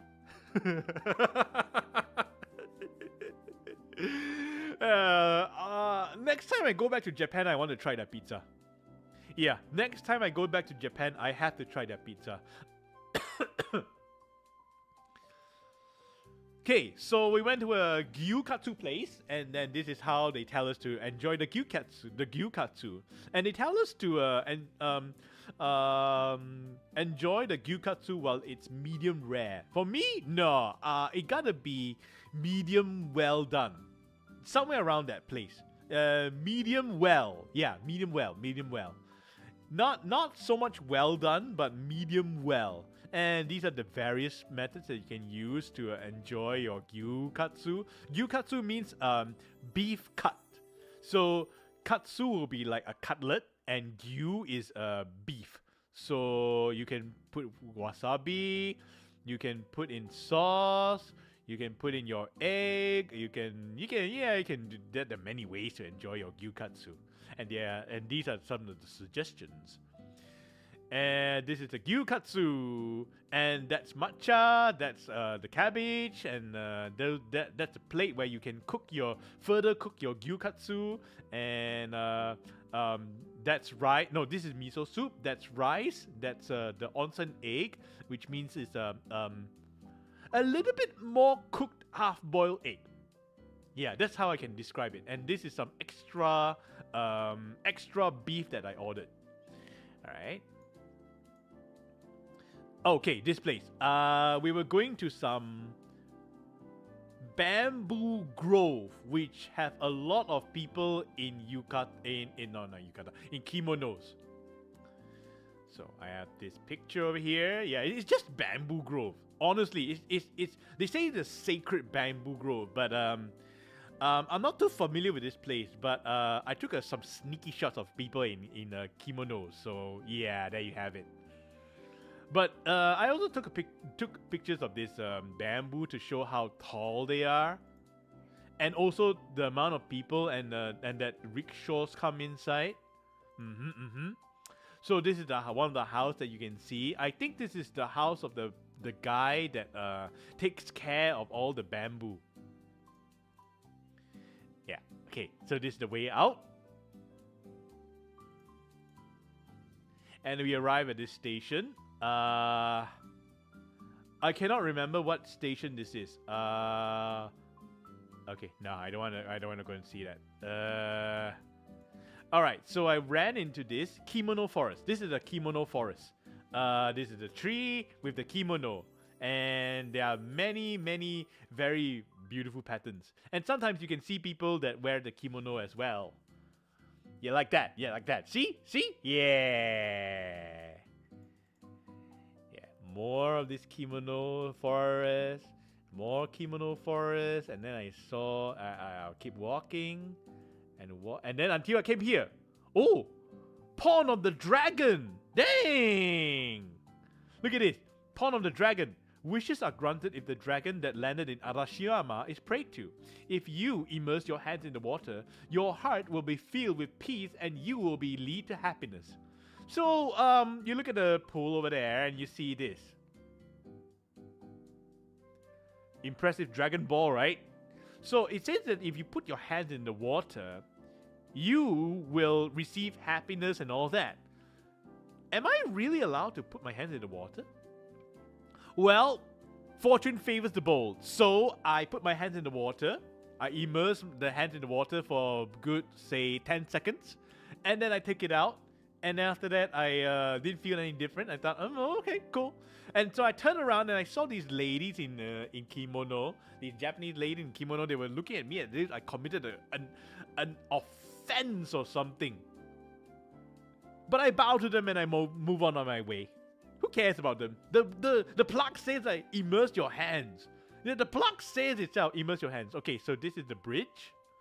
I don't know what bridge it is. It seems to be a historical bridge. I cannot remember the name. But it looks cool and it looks Japanese. So that's why I took a picture. This is the other side. If you look the other side, this is what the bridge, this is the amount of water that you have to swim across if you want to, don't want to use the bridge. Yeah, that's the other side of the bridge, what we could have gone across. Okay, so I did not really get across there. I really wanted to walk on the bridge. But my tour guide, the tour leader says that, follow me and I'll show you a real Japanese shrine. So I followed him, and then I followed my tour leader, and then we got to, we set this bus. And this is the quiz that I saw. Yeah, it's called Tourist Ship. Kyoto Saga and some other places, they came out with this quiz. So, who should you give Who should you give the seat to? Should you give it to this guy? A. Should you give it to this B? Should you give it to C, D, E, F, G, H? Who do you give it to? The pregnant lady with a child? The old lady? The guy who's really freaking tired and about to die? The some guy who's reading? A guy whose leg is hurt? A couple who has basically have a heavy stuff, or this guy. And if you look closely, he's got this AED thing, so he's a heart patient kind of thing. He's basically some kind of a heart patient or something. Let me go and check my OBS to see whether you can see. Okay, maybe to the left.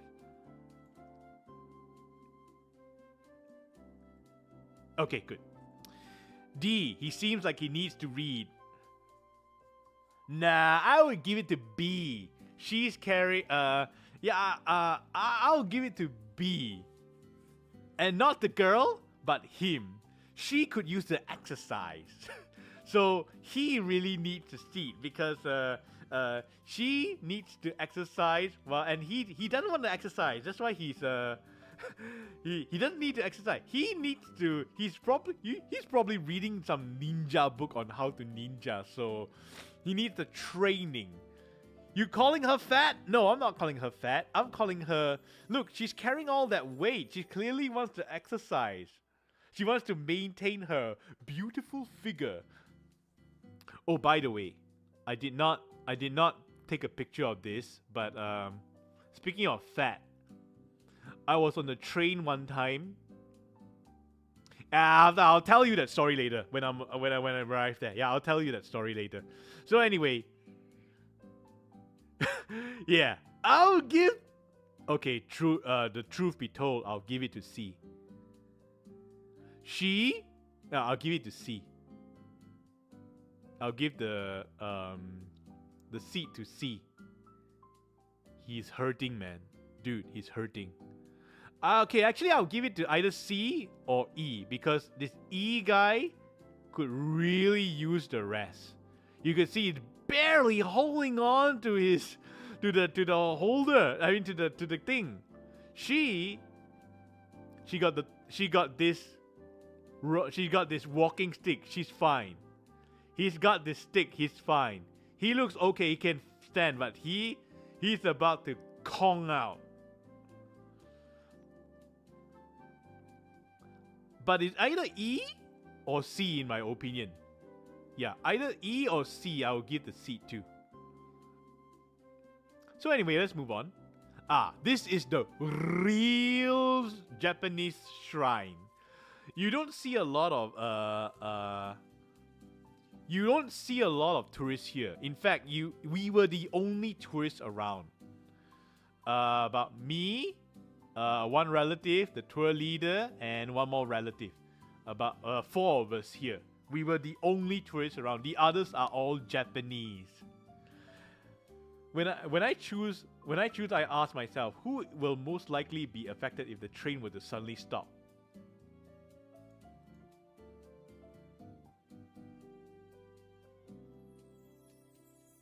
I still think it's this E, because this E guy is so exhausted.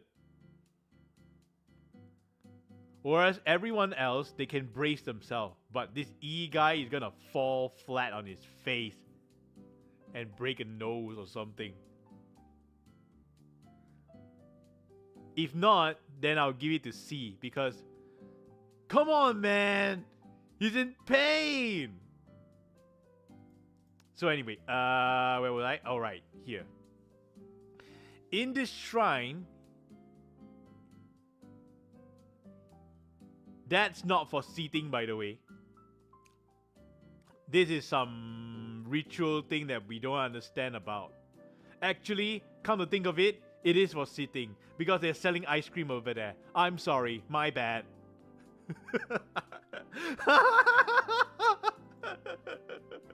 Sorry, my bad. That is for sitting actually. Then they are selling ice cream. And in Japan, it is rude. It is rude to walk and eat because you are not giving respect to the food.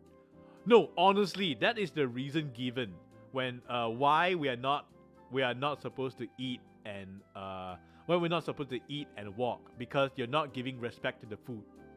That is the honest reason given. So I guess if the seats are here and they're selling ice cream, they're telling you not to walk and eat, but instead sit here and eat. In fact, it is perfectly normal for you to eat in front of the shop. Yeah, the Japanese people rather you eat in front of their shop, you buy their food and eat in their shop immediately, rather than you walk around and eat, unless there is a truly good reason, like you're in a festival or something. So, more pictures. Hey! There are too many ads. Did I miss much? Yes. I'm sorry, you missed a lot. I don't know how many ads there are that you miss. Recap? Okay, very fast. We are at... Oh, this is a good place to... this is a good place for a recap. This is photo number 300. Okay, so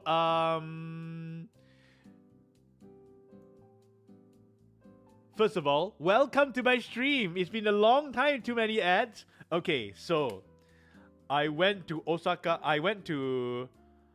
I just came back from Japan. And yeah, I had an adventure there. I went to Osaka. I went to Kyoto. I went to Tokyo. Okay, 300. Let me write that down so I remember where I stopped at. Yeah, let me write that down. Hold on a sec.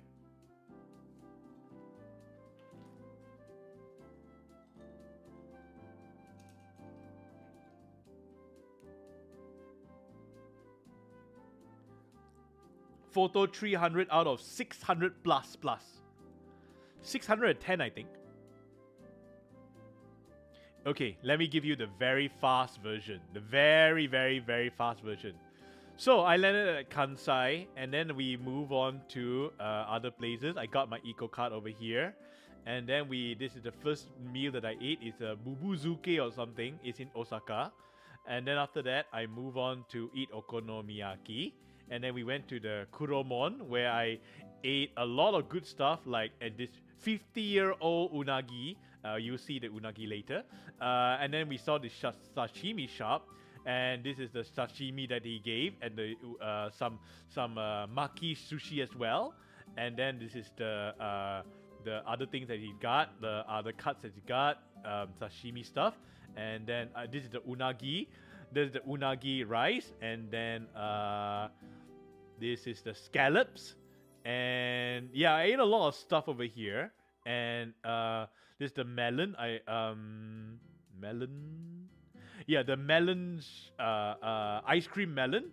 And I went to Tokyo Tower, and I saw that. I saw this. Are you really just enabling and disabling layers? Yes, that's right. That's right. So I went to Osaka, and then I saw all these big sign places, and I also saw a zoo, but I didn't go inside. And then there's this is the first time I saw a Japanese archery, and also a Japanese suit of armor, a samurai suit of armor. And then I went into this tunnel over here. I saw an onsen. I saw police car.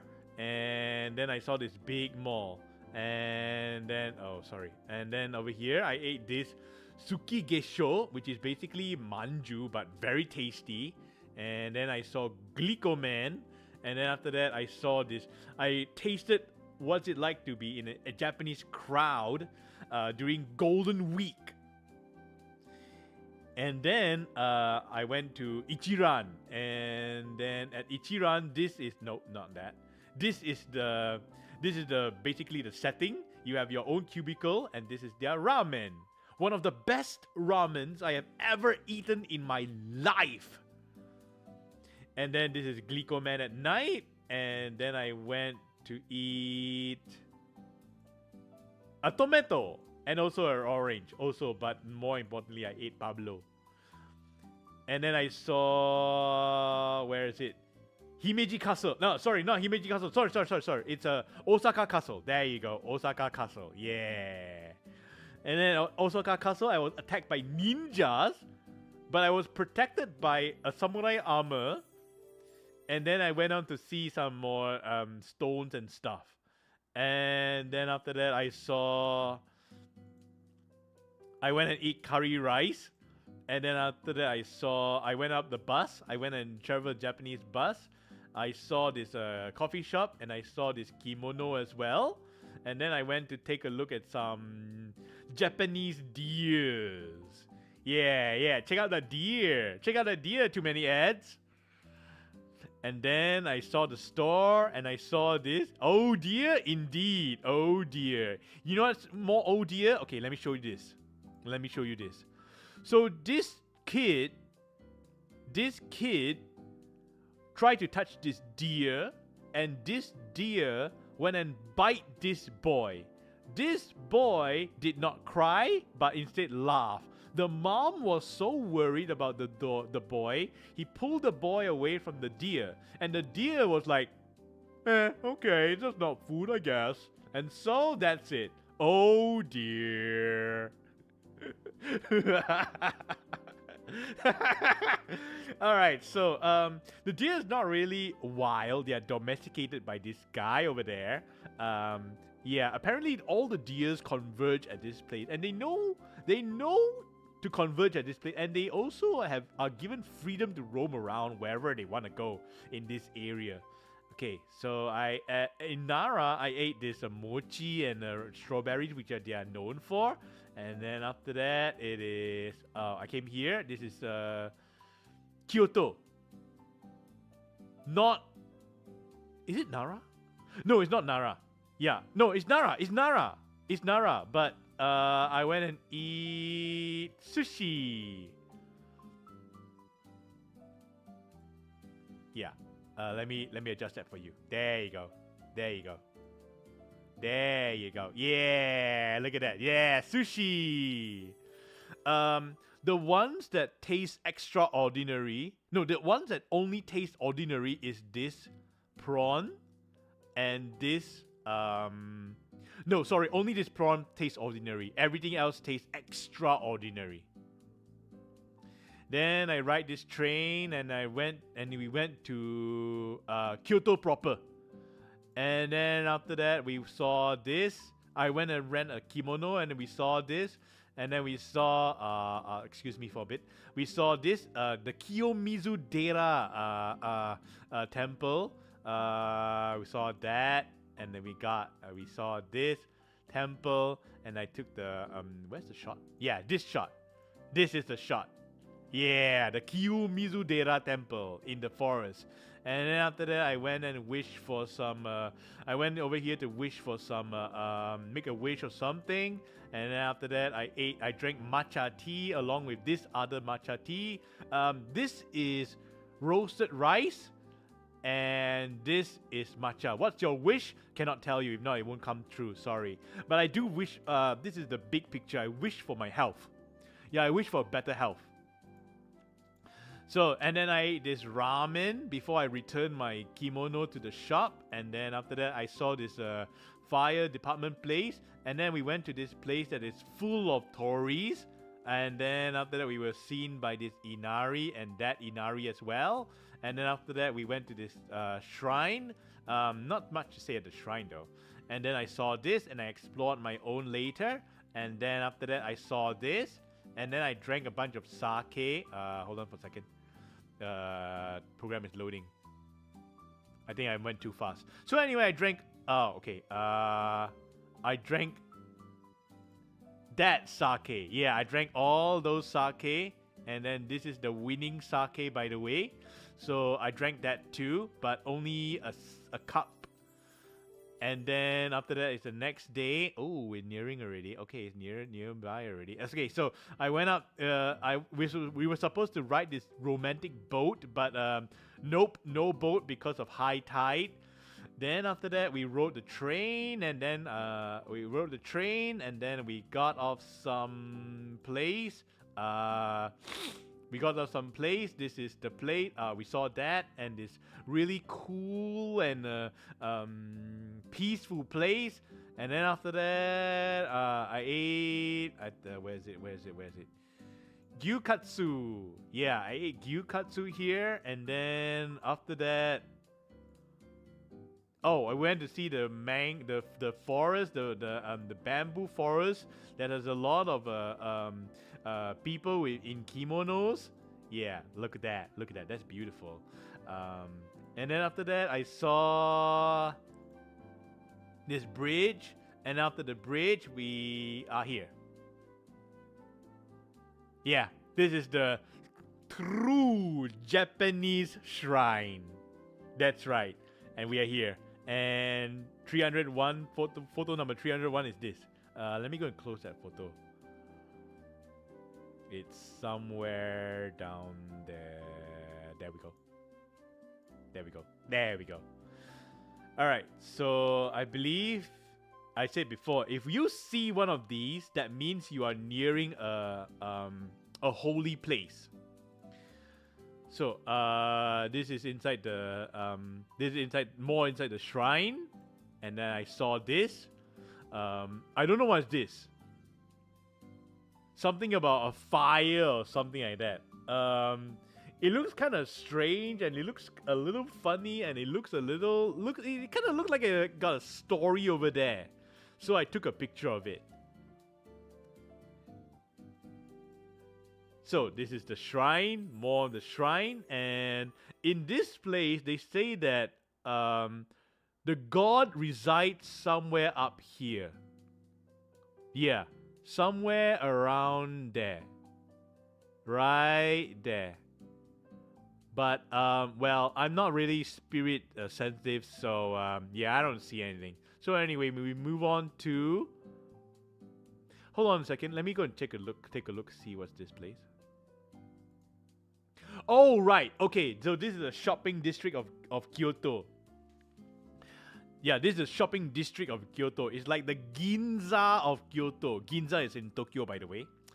So, yeah, it's here, and then I just decided to take a picture of the place because it looks so different from the Kyoto that we were looking at before.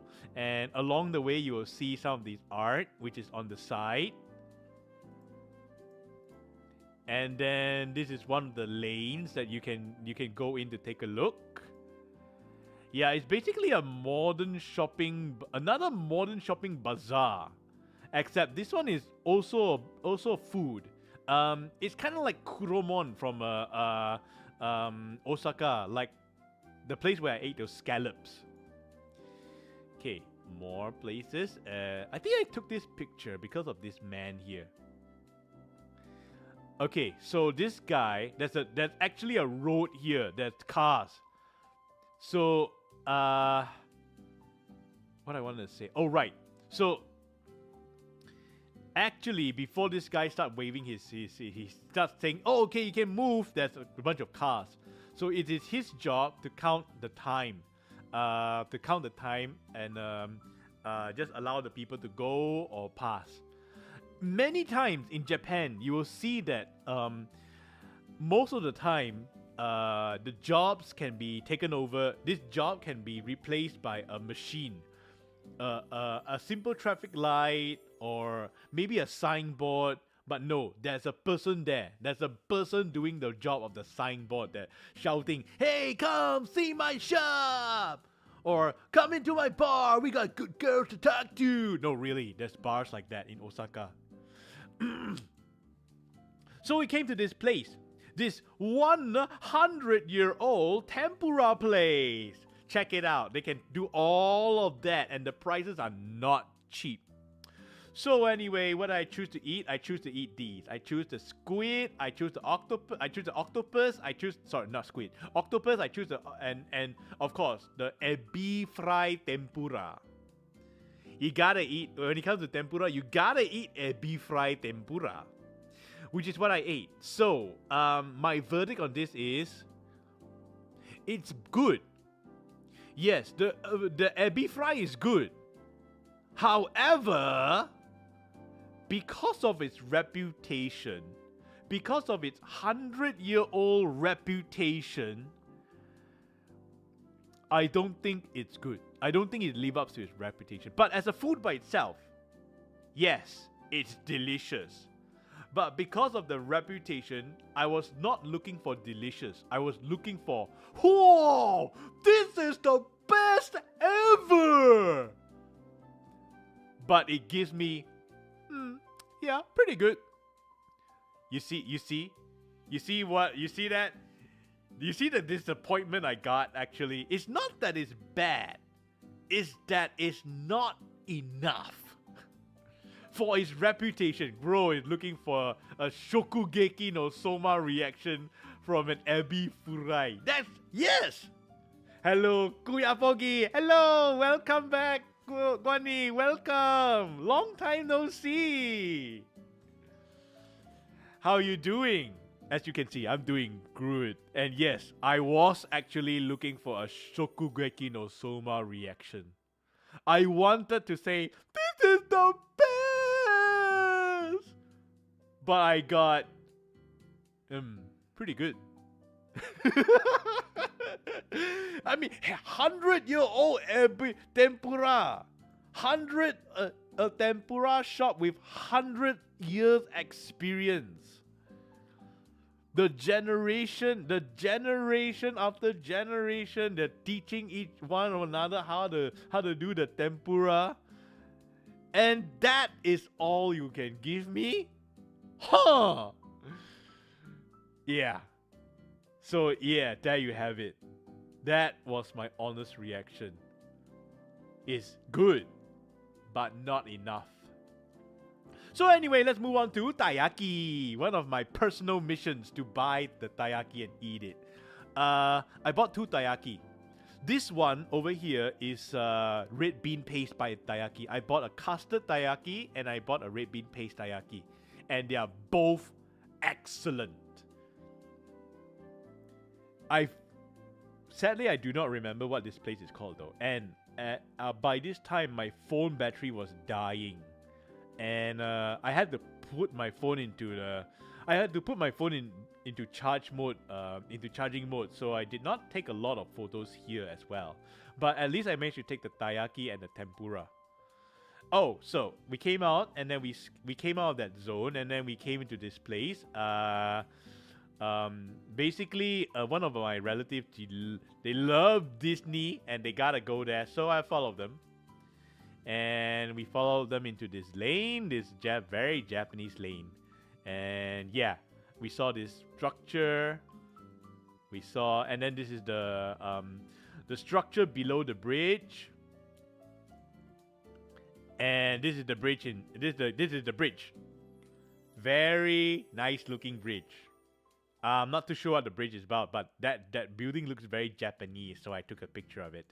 And then we decided to go into this lane, this very Kyoto-looking lane, and then we explore there to look for food. Now, nice? Yes, thank you. So, I want you to hold on to your hats, okay? To make personal bets onto what did I choose to eat here. Yeah, you can try to guess what I choose to eat in this place, in this very Japanese looking place. Yeah. Have you guessed already what I choose to eat? Have you guessed? Have you guessed what I choose to eat yet? Have you guessed what I choose to eat yet? Well, so what do you think I ate? Ramen, katsudon, gyudon, Japanese food, or maybe Western food, or maybe what did I eat? What do you think? Well, time's up, and the time to show you what I ate. All right, here we go. What did I eat in this street? The answer is nothing. I didn't eat anything from this street. Instead, we came out from this street and we went to McDonald's. Yeah, we went to eat at the McDonald's. Yeah, that's right. We came off that street. We couldn't find anything in that street to eat. Not because it's all bad or we're not in the mood for that. We couldn't find a place to eat because most of those shops there needs a reservation or they are full for that day. To be honest, I'm not very sure if they are full means, sorry man, we are too full to serve you, or oh, you're gaijin, we are full then. I'm not too sure whether it's one or the other, but I'm willing to give them the benefit of the doubt that there are a lot of people, and there are a lot of people, and there are a lot of people hungry at the time, so they really have a lot of customers. I'm willing to give them the benefit of the doubt. So I would say, they are too full up to serve us food, and we don't have a reservation. So we came to the McDonald's and I ate mac pork. Okay, let me tell you something about this. There is, as you can see here, there's a bacon lettuce burger and there's a mac pork over here. Let me tell you something, okay? They suck. Yeah. You might as well eat the McDonald's in your own hometown. Yeah. You might as well eat the McDonald's in your own hometown. The only thing that is good is this green here. You see that? You see this box of greens over here? Yeah, that is the only thing that is good. The edamame and the corn. Yeah, the corn and the edamame. Nothing else. Everything else is Hey, Gate Bunkers, hello, welcome. How you doing? I missed you, man. Roasting McD, yeah. I mean, look, man, when you go to a Japanese McD, you don't see a lot of Japanese there. Honestly, you don't see a lot of Japanese there. You see foreigners there. You know why? Because those foreigners they miss their home cooking, and McDonald's is about the closest there is to it. You didn't find? Good to hear that. Good to hear that. It's like Alfred is saying that I should just eat my unseasoned steamed chicken rather than this McD. Wait, are you saying that your McD sells you unseasoned steamed chicken? No, I'm saying that you should eat your local McD rather than this McD. Don't go to a foreign country to eat their McD unless it's Britain. I have not eaten American McD yet, but I've eaten British McD, and wow, it's fantastic. But this Japanese one? Nah, bro. Nah, bro. Don't do it. don't. McDonald's, no. I don't like Filipino McD. Okay, maybe when I go over and try your Filipino McD, I'll understand. I heard that y'all prefer Jollibee, or is that Indonesia? Anyway, let's move on. Oh, right. Okay, this. Let me take a look at the next one. Okay. Yes. All right. So, this is sushi. I don't like Jollibee as well. Oh man. Well, better eat your local hawker food then. Yeah, I prefer those over fast food anyway. Anyway, look at this. This is sushi that we bought in Nara, Kyoto. And I believe that this McDonald's is the last meal that we have in... No. Yeah, it is the last day of Kyoto. And so we are going to move to Tokyo. Yeah, we're about to move to Tokyo. And this Nara sushi has not been eaten. And we are about to take the Shinkansen. So what we have to do is we have to quickly eat the sushi. So we do not know what's in the sushi is wrapped up in a leaf. Let me see if I can find the. Let me see if I can find the. This is 329. Okay, let me go and find the picture.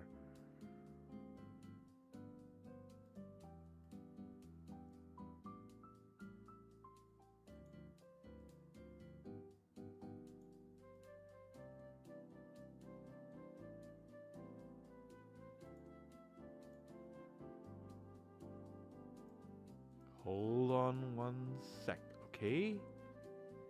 Kyoto, Kyoto, Kyoto. Wow. Oh my goodness. No, this is Osaka.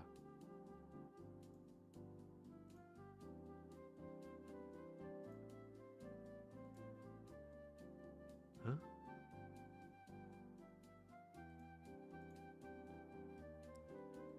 I think I'm nearly there.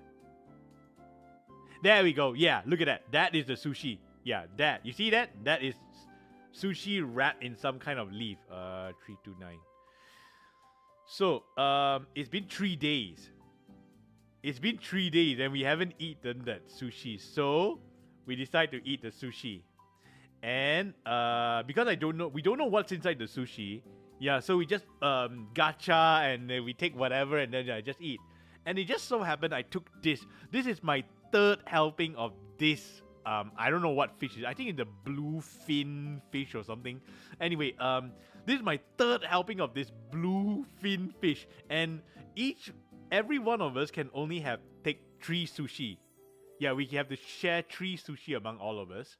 So I gacha and I got this. This is one of my least favorite sushi, and I got it. So it's kind of like I gacha and I got 3 B rank weapons in terms of MiHoYo games. I gacha and I got 3 B rank weapons. Yeah, that's how it feels like, honestly. Anyway, it's if we weren't for the mirin, if we weren't for the vinegar, this sushi would be out. It'll be destroyed. Yeah, it'll be gone. Wait one more day, and this sushi is dead. We would have wasted 2,740 yen. Anyway, let's move on. So this is Shinkansen. I took a video of it, but I did not take a picture, or a proper picture of it. It's very fast. Yeah, it's very, very fast. I couldn't take the picture of the Shinkansen head. I only managed to take its body. And if for those who don't know what a train is like inside, this is how it looks like. This is how the Shinkansen looks like. Okay, so at the back of this seat, you can put your stuff behind, but you have to reserve it. So if you you did not reserve any seat at all, there is the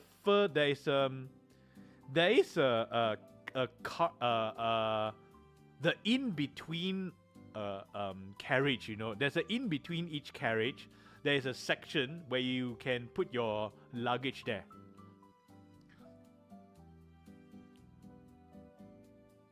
And yeah, that's about it. And yeah, the train is very fast.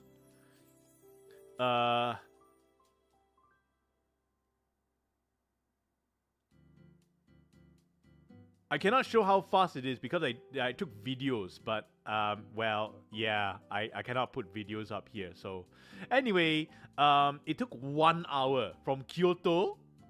1 hour from Kyoto to Tokyo. 1 hour. Look at the map. Look at where Kyoto is. And look at where Tokyo is. 1 hour. I got a flu. Yeah, I got a flu. When I was in Kyoto, I got a flu. And then one of my relatives gave me this medicine. I chuck it down, and then I chuck it down the medicine, And then after that, I went to sleep in the Shinkansen. So I didn't manage to. I did take some videos, but I didn't take a lot because I slept. But let me tell you, when I slept and I woke up, I was like a new man. Oh, it's all gone. The sore throat is gone. Japanese medicine, man. So anyway, this is Tokyo Station. And I'm afraid I have to call it here. Yeah. I'm afraid this is it. I will continue this I'll continue this talking session on Tuesday. So yeah. Thank you very much for coming though. Let me change my name. Let me change the title names.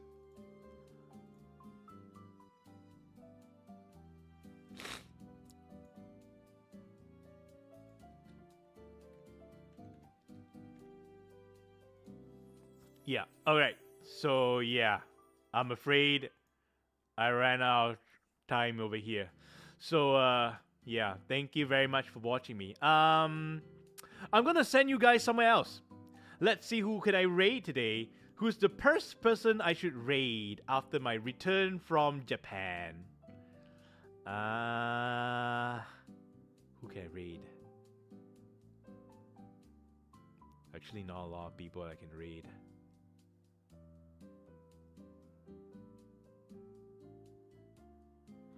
Alright, let's go raid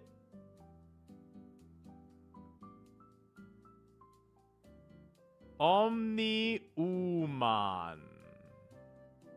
He's playing a new game, a new Japanese game, NTE, Neverness to something something. Yeah, let's go see, talk to Omni Uman. Okay.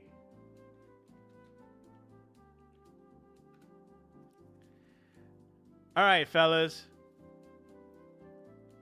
This is the raid banner.